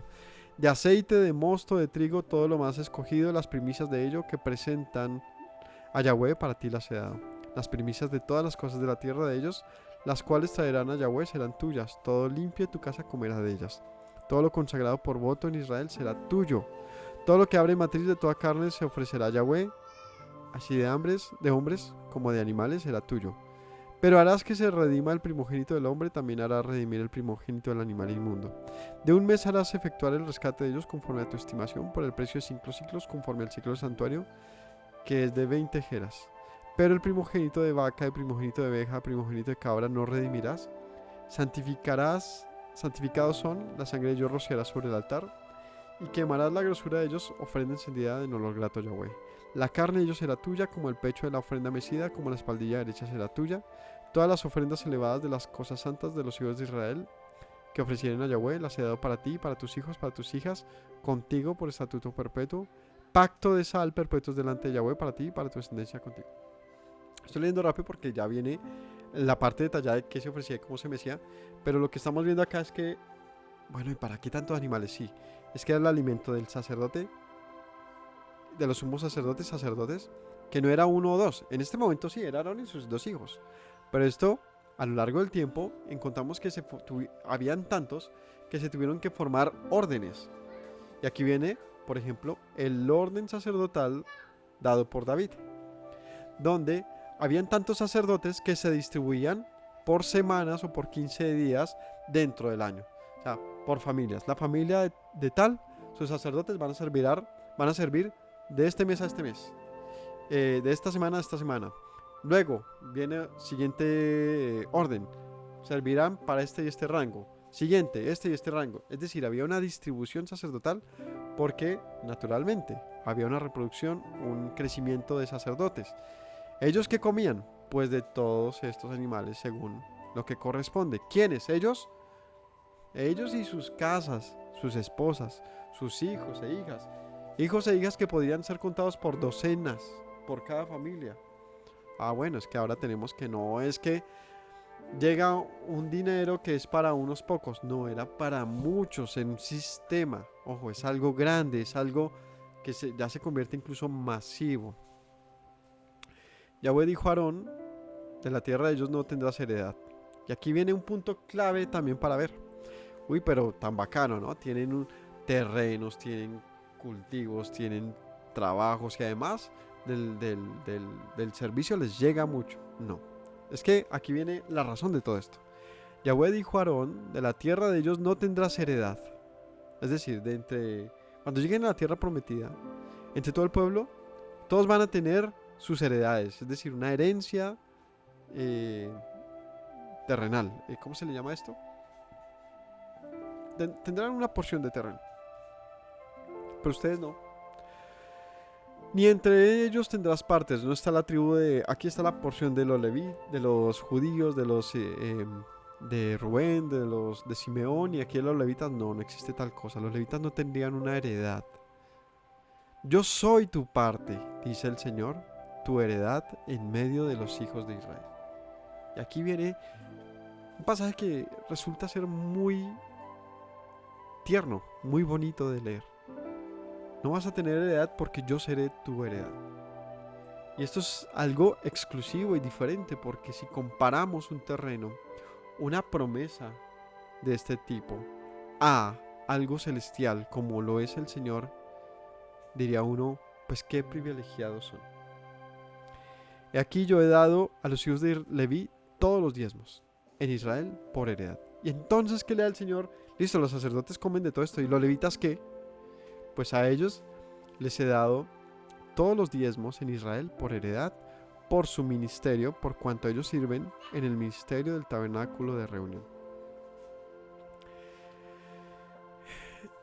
Ellos recibieron el diezmo de toda la nación. Y esto, si los sacerdotes llegaron a ser muchos, los levitas llegaron a ser muchísimos más. Cientos de miles de familias que tenían un oficio público, un servicio,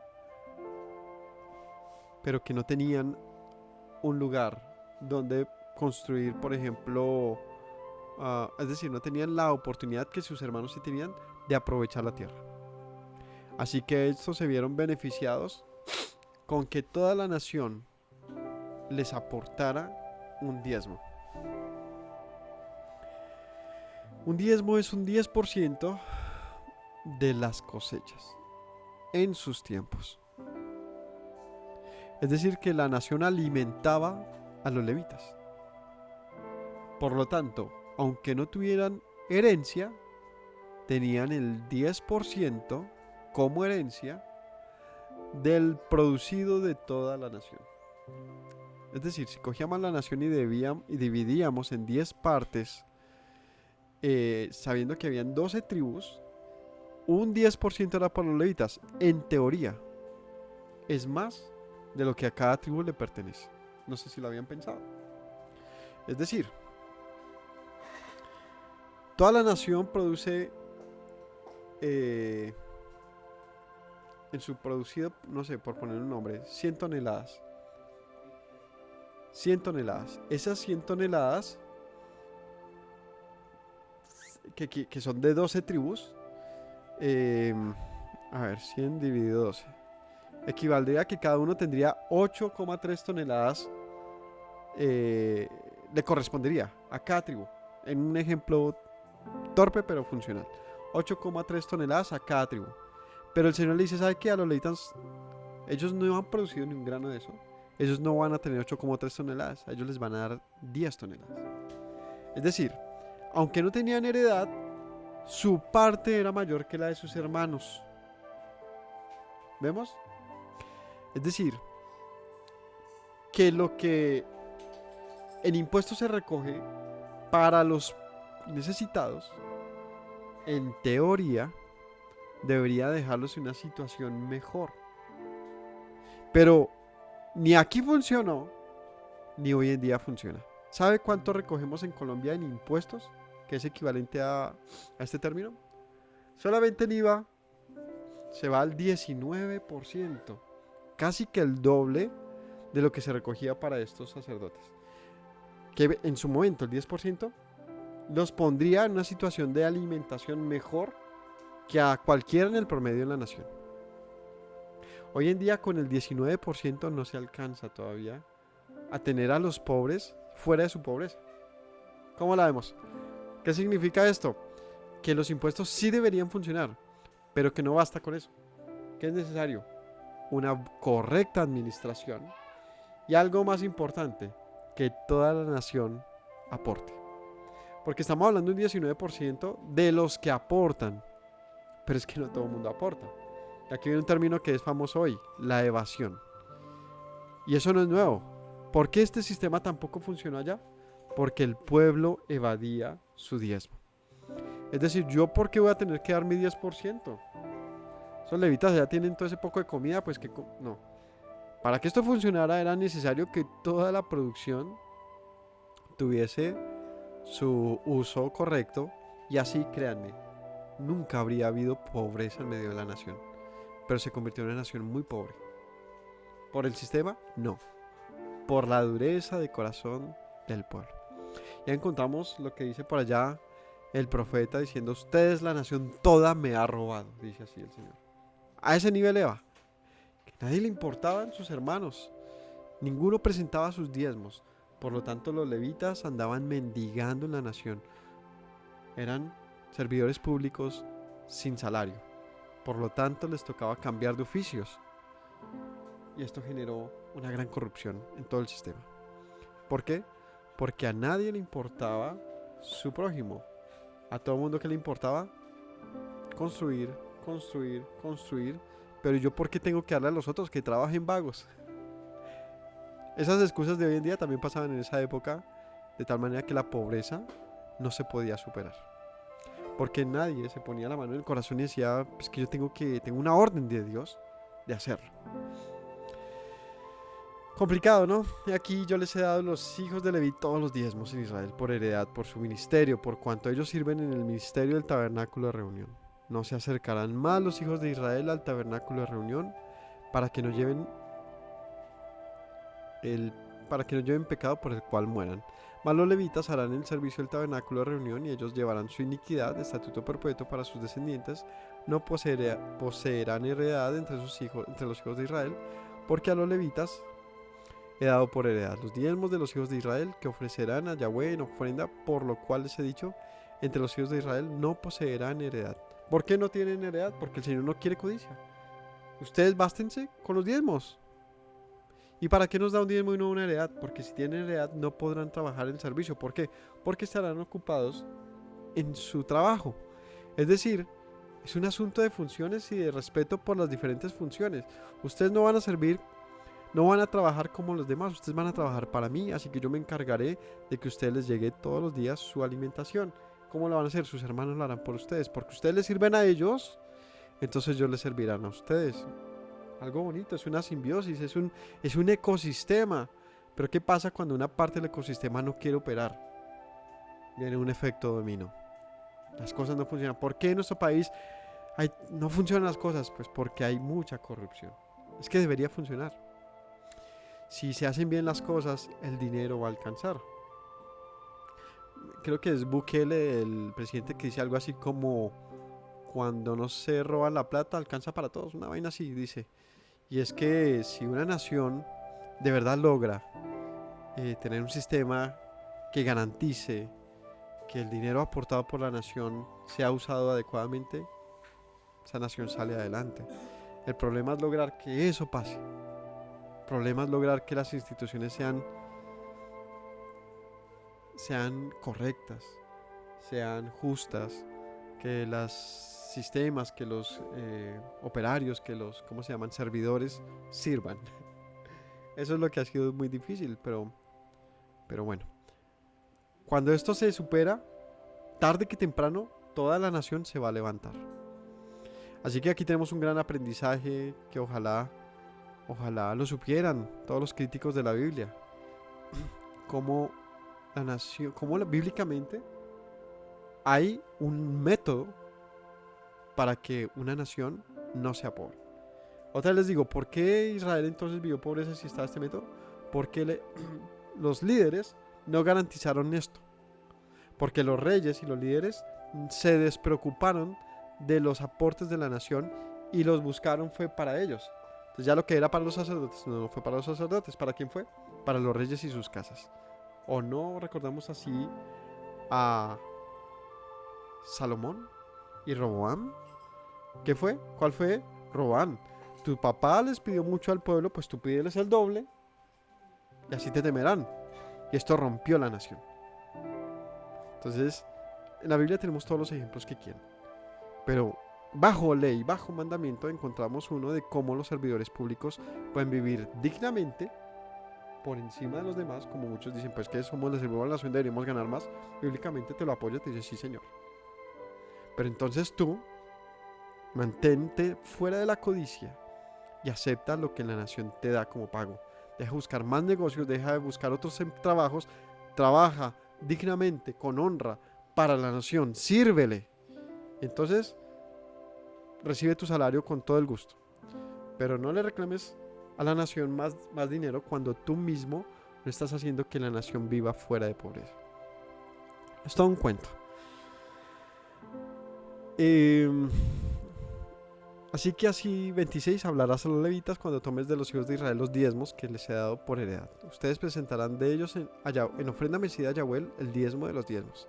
Y se les contará su ofrenda como grano de la era y como producto del lagar. Y aquí viene algo muy interesante. Y es que tú, con lo que recibes como sacerdote, lo que se recibía, ellos también tenían un deber sobre la misma nación. No es que ellos están ajenos a los deberes de la nación, sino que también de lo recibido ellos sacaban su propio diezmo. ¿Cómo? El diezmo de los diezmos. Así ofrecerán también ustedes ofrenda a Yahweh de sus diezmos que reciban de los hijos de Israel y darán de ellos la ofrenda de Yahweh al sacerdote Aarón. De todos sus dones ofrecerán toda ofrenda a Yahweh, todo lo mejor de ellos ofrecerán la porción que ha de ser consagrada. Les dirán, cuando ofrezcan lo mejor de ellos serán contados los levitas como producto de la era y como producto del lagar. Lo comerás en cualquier lugar. Ustedes, sus familias, es su remuneración por su ministerio. La palabra que les hablé hace un ratico. Estamos hablando de levitas. Abodá es la palabra hebrea para ministerio, trabajo de toda clase. Celebración, clase, compañía, efecto, esclavo, idóneo, labor, labranza, ministerio, ministrar, obra, oficio, rito, servicio, servidumbre, servir, siervo, tarea, trabajar. Su remuneración era reflejada de esta manera. O sea, cuando coman esto no habrán pecado, por cuanto han ofrecido la mejor parte de él, no lo contaminarán con las cosas santas de los hijos de Israel para que no mueran. Hasta ahí va el contenido de esta parasha, pero ya les he mencionado todo y ahí es donde ya decimos, pues bueno, ante esto que es un sistema, ¿cómo vamos aquí a meter al sacerdote, al cura, al pastor? Dice, pues es que están como lejos de esto. Entonces llegan algunos, dicen, bueno, pero es que esto no está solamente enmarcado en el sistema levítico. Dice la palabra, Génesis 14:20. Vamos a ver qué dice Génesis 14:20.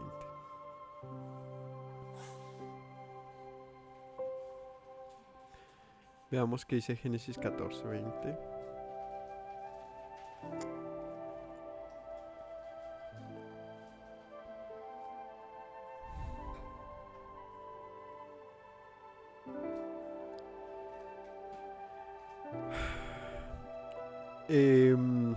Melquisedec, versículo 18, perdónenme.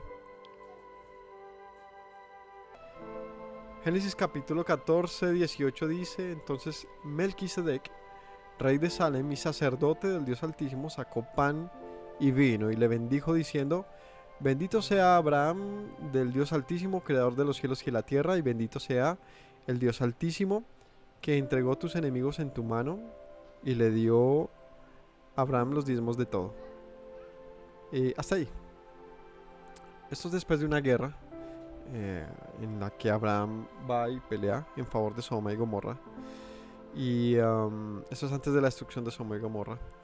El caso es que después de esto, un señor llamado Melquisedec, que estuvo también en estos combates, es reconocido aquí como sacerdote. Como les dije, es un orden diferente. Y a él también Abraham le da los diezmos. Los diezmos. Así que, primero que hay que entender acá, sacerdote, ¿no?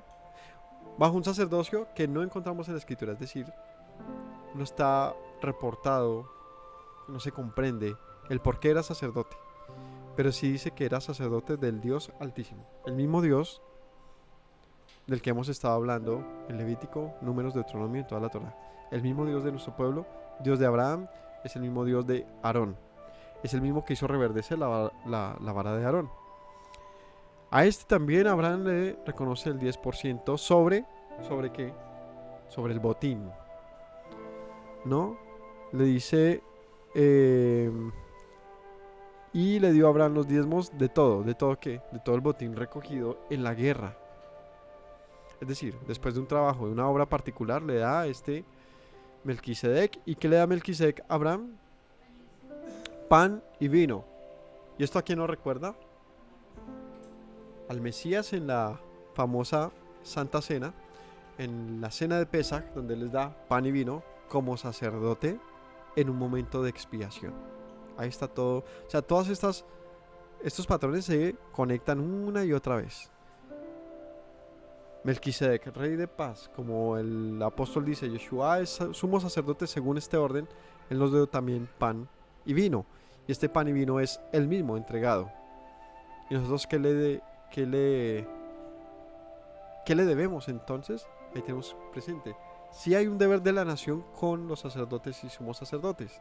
En este caso, nuestro sacerdote y sumo sacerdote, ¿quién es? Yeshua. Bien, primer momento en que se menciona entonces el tema de los diezmos, ¿no? La palabra para diezmo,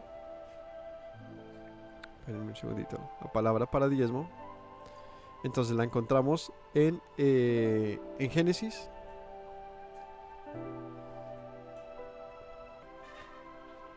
Entonces la palabra que aparece para diezmos es maaser, ¿no? Décimo, diezmo, décima parte, diezmar, diezmo. Maaser. ¿Ah? No, que le estoy diciendo cuál es la palabra que aparece para diezmo y que esta aparece por primera vez en Génesis, en lo que acabamos de leer. Y que si hacemos otra reflexión, no diría, bueno, ¿cómo así que si Yeshua me da su pan y su vino, que es él mismo como expiación, yo cómo le doy mi diezmo a él como sacerdote? ¿Cuál es? ¿Cuál es la manera? Pues esa es una interpretación ya simplemente como una posibilidad y como una reflexión. Y dice, yo soy el Señor vuestro Dios que lo saqué de casa de servidumbre. No tendrás de tierra de Egipto, ¿cierto? No tendrás dioses ajenos delante de mí. Empieza a hablar de las 10 palabras. Es un deber de la nación con Dios. Su ley, sus palabras. Son 10 palabras, maaser. Y nos recuerda este término, el diezmo.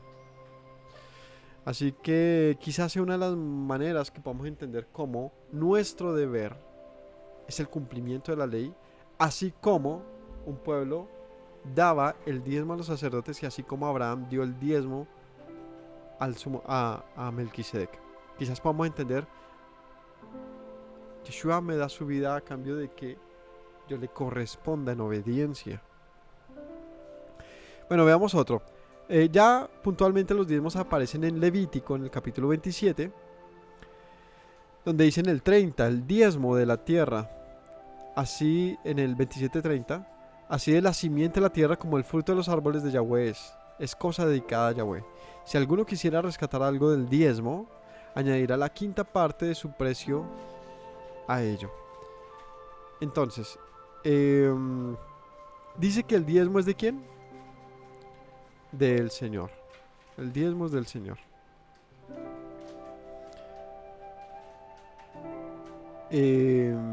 Todo diezmo, versículo 32, 27-32.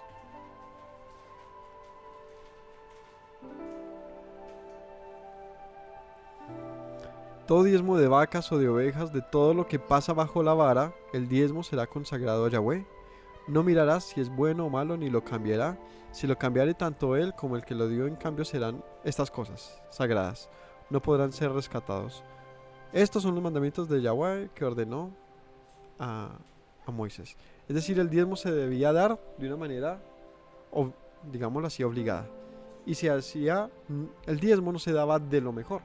El diezmo se daba de una manera, dice aquí todo lo que pasaba bajo la vara. Es decir, está hablando de las ovejas y de ganado, ¿no? Había una edad para ese diezmo. Y todo lo que pasara bajo esa vara, es decir, no era mayor a eso, se daba, simplemente. Dice aquí, no mirará si es bueno o malo, es decir, no se escogía, simplemente se contaba. Pasen todas las vacas, ponían la vara y iban pasando. De cada 100, 10, esas eran separadas. No se escogían, simplemente se contaban. Bien, continuemos.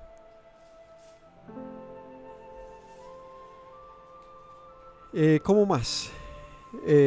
Versículo...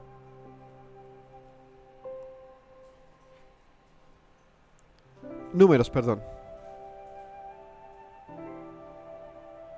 Deuteronomio. El de números es el que ya leímos. Deuteronomio. Capítulo 12, versículo 6.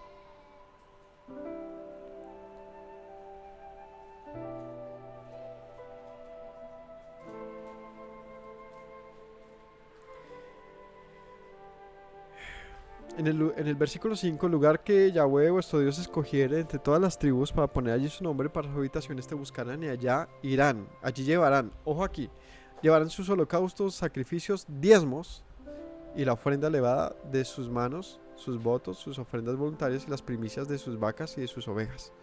Comerán allí delante de su Dios y se alegrarán ustedes y sus familias en toda la obra de sus manos en la cual el Señor ha bendecido. No harán como todo lo que hacemos nosotros aquí ahora, cada uno lo que bien le parece, porque hasta ahora no han entrado al reposo a la heredad que el Señor les da. Pasarán el Jordán, habitarán en la tierra que el Señor da, que les hace heredar, y les da reposo, y les dará reposo de todos sus enemigos alrededor, y habitarán seguros. Al lugar que el Señor escogiere para poner su nombre, llevarán todas las cosas que yo mando: holocaustos, sacrificios, diezmos elevadas de sus manos, y todos los cogidos sus votos que hubieran prometido al Señor.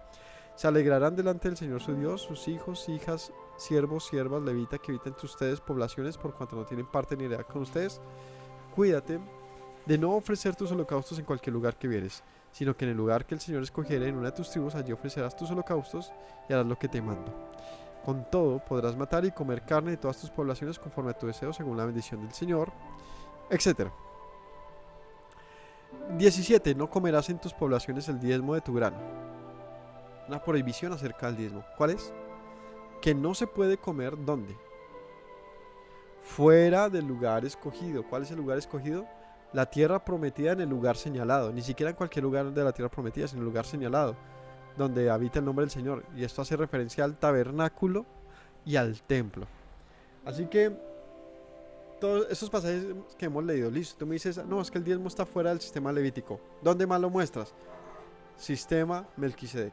¿También estás en él? ¿Es un hijo de Melquisedec? ¿Eres un sacerdote de Melquisedec? No, ok. No vale.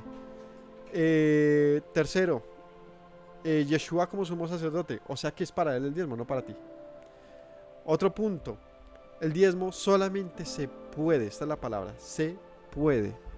Y por lo tanto no se puede fuera de esto presentar en un lugar distinto al escogido en la tierra prometida. Es más, en el desierto no podían llevar diezmos. Porque el diezmo es una representación de algo recibido por Dios en sus promesas. ¿Qué se daba en las primicias y diezmos? Un testimonio de la tierra prometida. O sea, tú no podías dar una primicia de un diezmo en el desierto, porque ni era tu desierto, ni tenías que cosechar allí. Pero en la tierra prometida, cada año, según los momentos de las entregas de las ofrendas y diezmos, tú llevabas tu parte, donde tú le decías al Señor. Y es más, cuando se daba el diezmo, se decían unas palabras, y las primicias, donde tú decías, esto es lo que Dios me ha dado a mí, así que yo le doy sus diezmos, sus votos, sus primicias. Era un reconocimiento, un testimonio de que tú recibiste lo prometido a los ancestros, la tierra prometida. Así que cuando llevas tu diezmo a tu iglesia, ni es la tierra prometida, ni es algo que tú recibiste de las promesas de la tierra prometida, porque no vives allá. Y si alguien vive en Israel, pues no está el templo, y tampoco tiene seguramente una heredad como las tribus de Israel. No podemos presentar diezmos. O sea, no estos diezmos.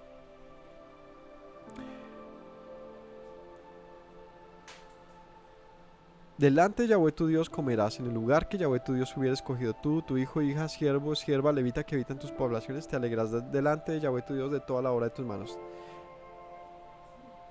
Ten cuidado de no desamparar al levita en todos los días sobre tu tierra, o sea, ten cuidado de no dar tu diezmo. El diezmo era lo que comían los levitas. Cuando Yahweh tu Dios ensanche tu territorio, como él te ha dicho, y tú dijeres, comeré carne, como deseaste comerla, conforme a los que deseaste podréis comer.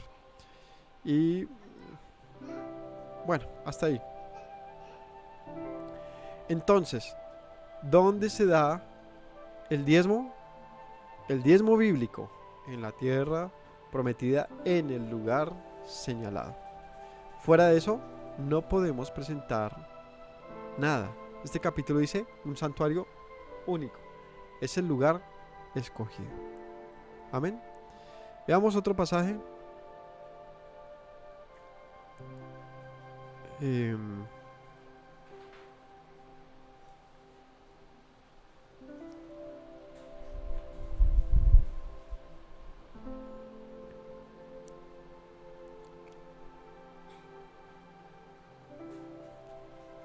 El 14:23 de Deuteronomio.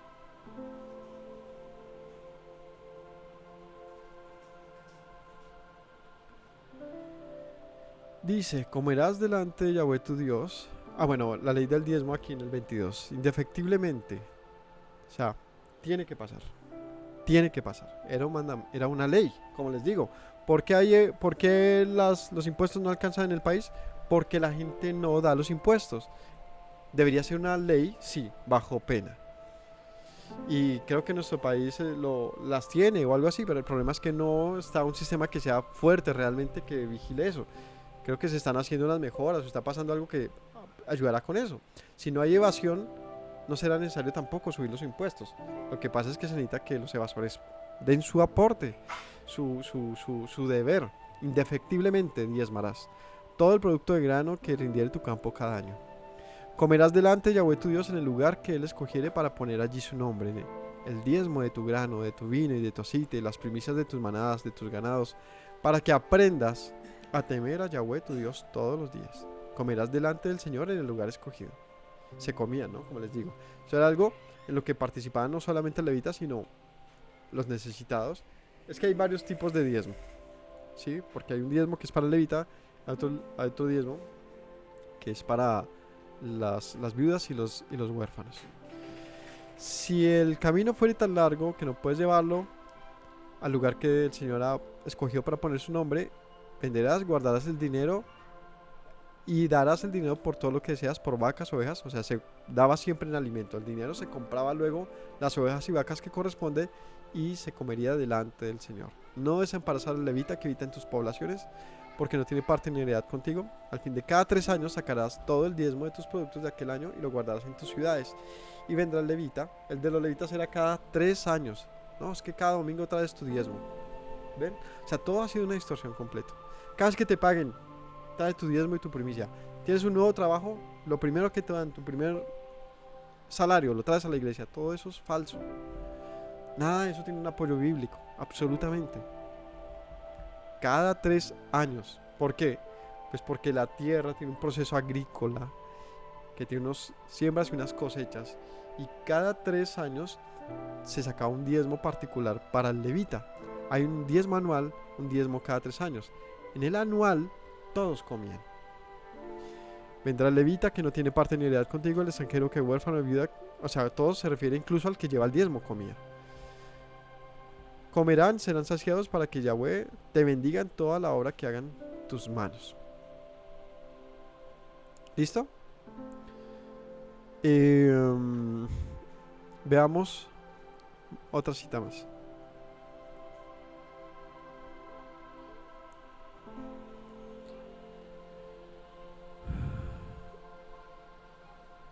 En el capítulo 26:12 de Deuteronomio,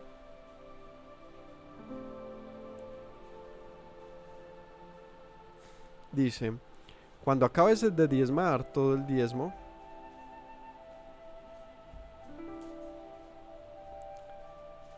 no, perdónme, un poquito más atrás. Aquí está hablando cuando el Señor los saque, ¿cierto? Y entre en la tierra prometida. Y dice aquí en el versículo 1, perdón: cuando hayas entrado en la tierra que el Señor te da por herencia. ¿Sabe qué? Es curioso que todo el mundo exija diezmos y que tú no sepas si diezmar o no, pero que todos desconozcan estos pasajes. Lo digo porque estos no se conocen en la iglesia. Estos no se leen. ¿Sabe qué se lee? Y traerás todo el diezmo indefectiblemente. Y me has robado, toda la nación me ha robado. ¿Qué otro pasaje es común? Y ustedes son hipócritas porque diezman del eneldo, de la menta, del comino. Deberían, dice ahí, ¿cómo es que dice más? Dice algo así como, deben hacerlo primero, y es tener compasión de su prójimo sin dejar de hacer lo otro, que es dar el diezmo. Entonces te dicen, a ver, te tiene que dar de todo, hasta lo que le sale de la huertica de la casa. Pero todo eso está fuera del contexto, absolutamente. Porque no se lee, y el trabajador es digno de su salario. Y así como los sacerdotes eran, su remuneración era comer de esto, entonces el que trabaja hoy en día en la obra del ministerio debe comer de los diezmos. Y todo eso fuera de contexto, absolutamente. Aquí dice, cuando hayas entrado en la tierra que el Señor te da por herencia, tomes posesión de ella y habites, entonces tomarás de las primicias de todos los frutos. Primicias y diezmos se acompañan. Todos los frutos que sacas de la tierra que el Señor te da y las pondrás en una canasta, irás al lugar que el Señor te hubiera escogido. Otra vez dice, vas a ir hasta el lugar escogido, donde Él haya puesto su nombre, y te presentarás al sacerdote que hubiera en aquellos días y le dirás, declaro hoy a Yahweh, y vea lo que se decía, que es lo que les mencioné hace un momentico. Cuando tú traías tus primicias, dice, declaro a Yahweh que he entrado en la tierra que juró a nuestros padres que nos daría. Entonces, ¿qué es la primicia del diezmo? Un testimonio de que yo he recibido la promesa dada a Abraham y Isaac y Jacob. O sea, cuando tú das tu diezmo, estás testificando que tienes cómo dar ese diezmo. Y no es del trabajo que tienes aquí en Colombia, o un dinerito extra que te está mandando un tío por allá en Estados Unidos. No, nada de eso.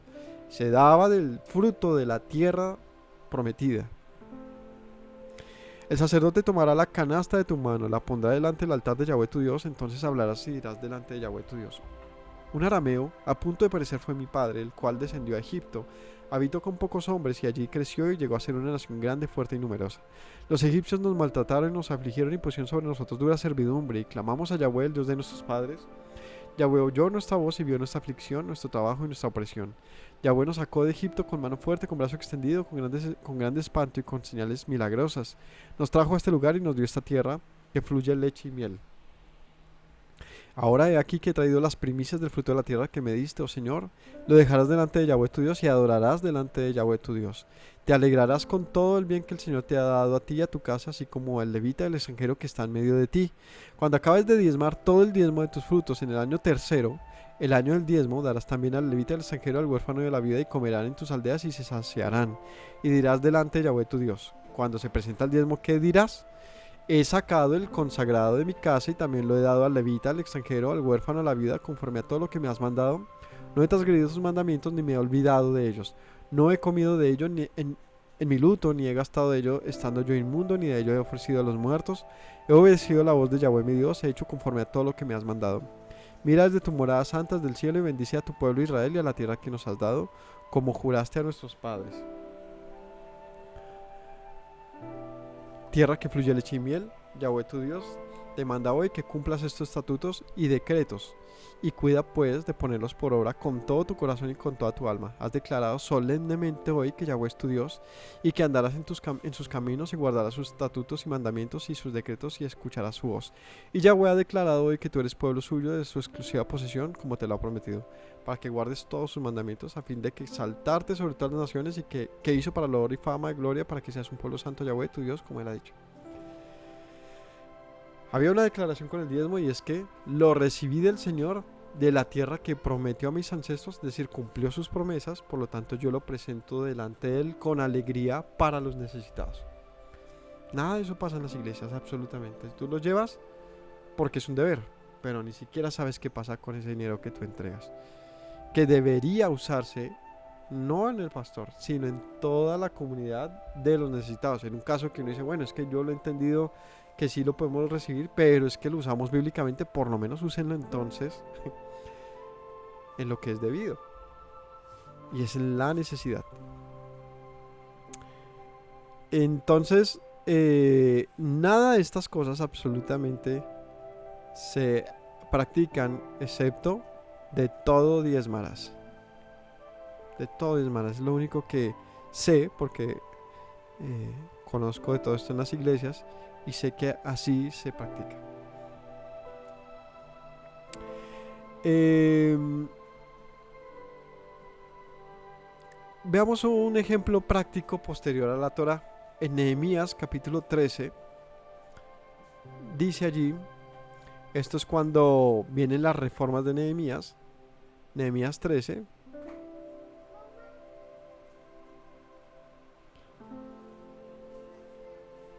Dice reformas de Nehemías en este pasaje. Y dice, aquel día se leyó el libro de Moisés. Oyéndolo el pueblo, fue hallado escrito en él que los amonitas y moabitas no debían entrar en la congregación de Dios, por cuanto no salieron a recibir a los israelitas con pan y agua en el desierto. Versículo 3, cuando oyeron la ley, separaron de Israel a todos los mezclados con extranjeros, y antes de esto el sacerdote Eliasif, siendo jefe de la cámara de la casa de Dios, había emparentado con Tobías. Le había hecho una gran cámara en la cual guardaban ante las ofrendas el incienso, los utensilios, el diezmo, el grano, del vino y el aceite que estaban mandado a los levitas y a los cantores y a los porteros y las ofrendas de los sacerdotes. Pero a todo esto yo no estaba en Jerusalén, porque en el año 30 fue al rey, para volver a Jerusalén, supe el mal que había hecho Eliasif por consideración a Tobías, haciendo para él una cámara en los atrios de la casa de Dios. ¿Qué pasó allí? Que una alianza con extranjeros, con un extranjero en particular, a él se le hace un lugar en lugar de los sacerdotes, y a él se le confía las ofrendas y los diezmos. Es decir, encontré, versículo 10, en el 9, dije que limpiasen las cámaras e hice volver allí los utensilios de la casa de Dios, las ofrendas e incienso. Encontré asimismo que las porciones para los levitas no les habían sido dadas, cantores hacían el servicio, habían huido cada uno a su heredad. La gente no estaba sirviendo, ¿por qué? Pues porque no tenían alimento. Reprendí a los oficiales y dije, ¿por qué está la casa de Dios abandonada? Los reuní y los puse en sus puestos. Todo Judá trajo el diezmo del grano, del vino, del aceite de los almacenes. Y puse por mayordomos de ellos al sacerdote Selemías, al escriba Sadoc y los levitas a Pedaías, y al servicio de ellos a Anán, hijo de Zacur, hijo de Matanías. Eran tenidos por fieles y tenían que repartir a sus hermanos. Acuérdate de mí, oh Señor, en orden a esto, y no borres de tu misericordia, no borres mis misericordias que hice en la casa de mi Dios y en su servicio. Bonito, ¿no? Y es que se dio cuenta que había corrupción. Ah, qué raro, ¿no? Entre los servidores mismos estaban acumulando lo que correspondía a todos sus hermanos, y estaban haciendo un uso indebido de esto, entregándolos en alianzas con extranjeros. Por lo tanto, ¿cómo estaba la casa del Señor? Vacía. ¿Por qué estaba vacía? Porque no había alimento. ¿Y por qué no había alimento? Porque había corrupción. En este caso estamos hablando de corrupción. Esto es cuando, esto es después de que el pueblo regresa de Babilonia. ¿Listo? Veamos otro pasaje. En Ezequiel.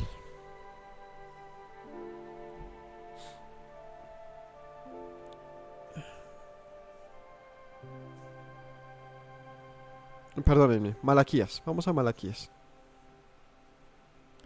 Capítulo 3, y este es el capítulo de oro que muchos les gusta dar. Pero es que Malaquías es un librazo. Malaquías es un profeta que nos pone en regla y nos pone a cuentas con Dios. Versículo 6, capítulo 3 de Malaquías. Yo, Yahweh, no cambio, por esto los hijos de Jacob no han sido consumidos. ¿Por qué no ha sido consumido el pueblo? Porque el Señor ha hecho unas promesas a su pueblo.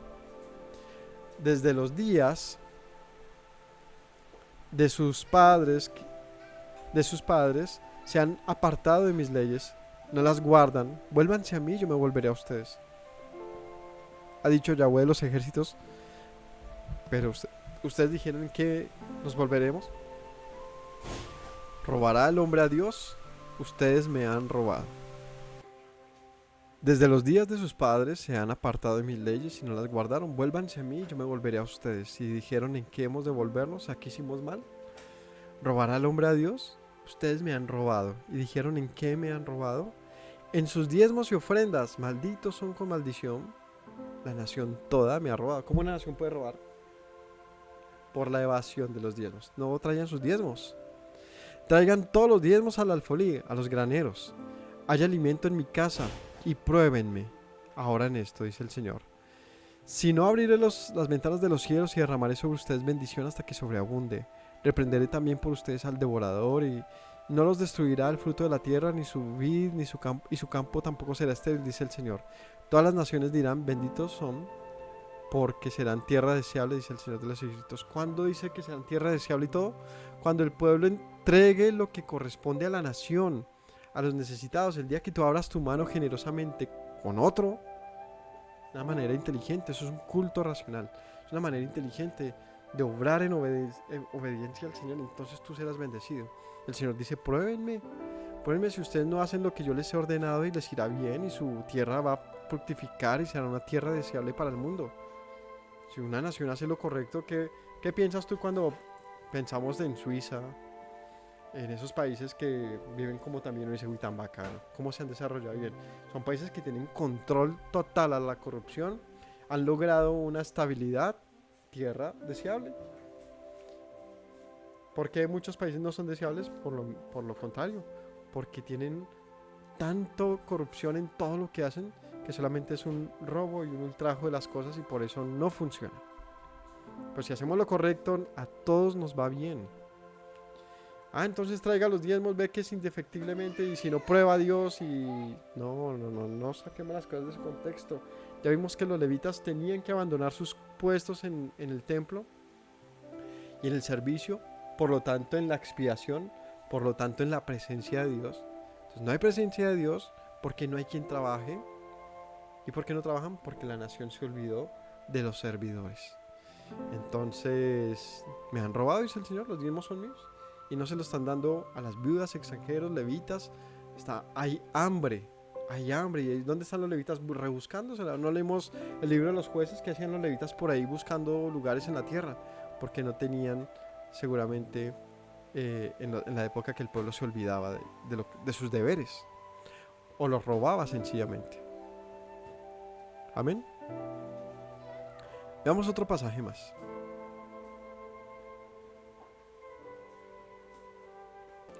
Con este pasaje vamos a cerrar. Vamos a Lucas, capítulo 11.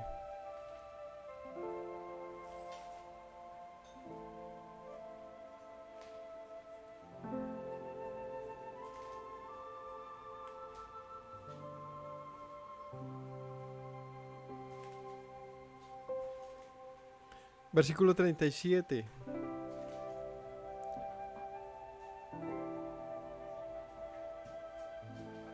Luego que hubo hablado, le rogó un fariseo, diciendo que comiera con él.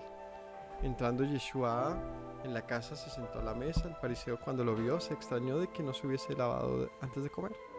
Pero el Señor le dijo, ahora bien, ustedes los fariseos limpian lo de afuera, el vaso y lo del plato, pero dentro están llenos de rapacidad y de maldad. Necios, el que hizo lo de afuera no hizo también lo de adentro. Dad limosna de lo que tenéis, y entonces todo será limpio. Mas hay de ustedes, fariseos, que diezmáis la menta, la ruda y la hortaliza, y pasáis por alto la justicia y el amor de Dios. Esto será necesario sin dejar de hacer lo primero. Y este es otro pasaje que les mencioné ahorita, que se utiliza mucho, pero tengamos claro qué está pasando aquí.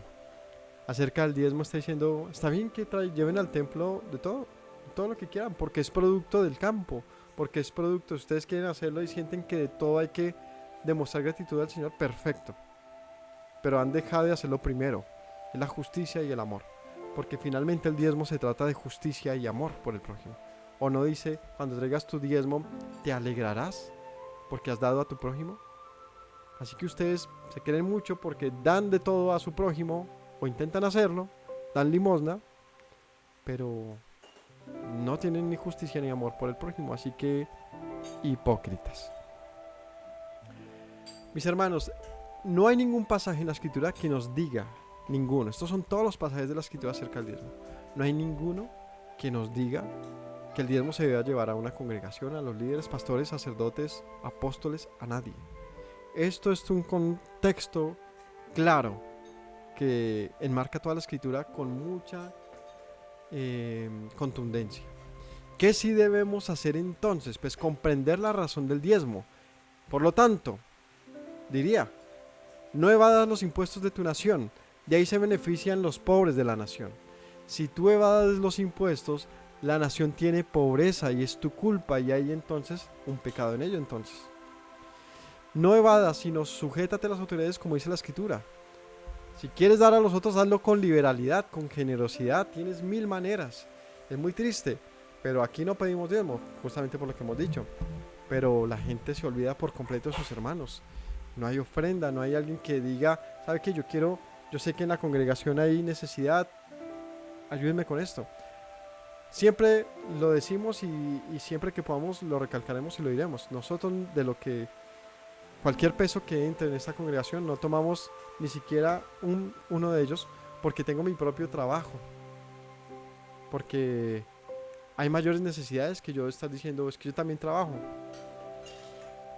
En la medida que mi trabajo me suple, no habría ninguna razón para que yo esté diciéndoles que me den algo.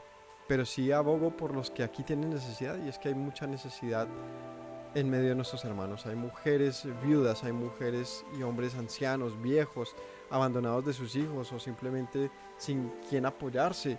Hay necesidad de empleo, hay mucha enfermedad y la verdad es que no hay quien abra su mano generosamente. Y en esto yo les exhorto, mis hermanos, a que tengamos un poquito de consideración. Por medio de nuestro canal nos pueden escribir, contactar, y delante de Dios les digo que ese dinero será utilizado de la manera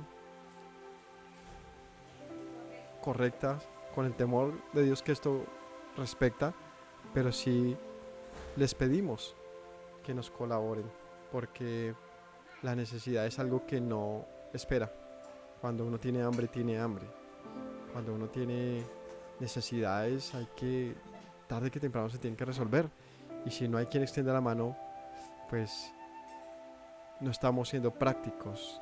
No olvidemos que primero está la justicia y el amor. Y si no hay de esto, ¿cómo hacemos entonces las cosas? Todo se resulta una vana predicación y una vana religión.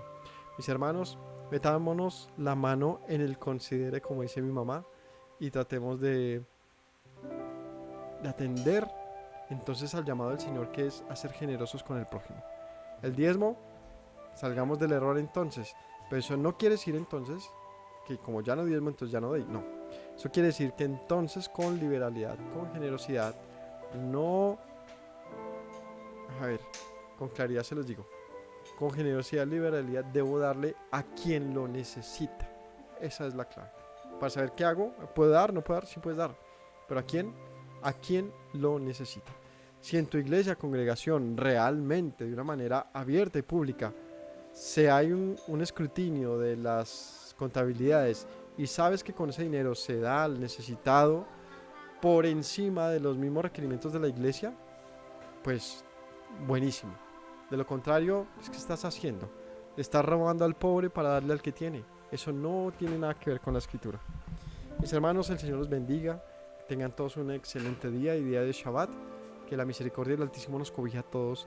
Y entendamos que Él puso su vida como expiación, como sacerdote, con tal de que yo pueda ofrecer mi vida como una primicia, un diezmo de haber recibido sus promesas. Que el Señor los bendiga a todos. Que tengan una excelente semana y Shalom.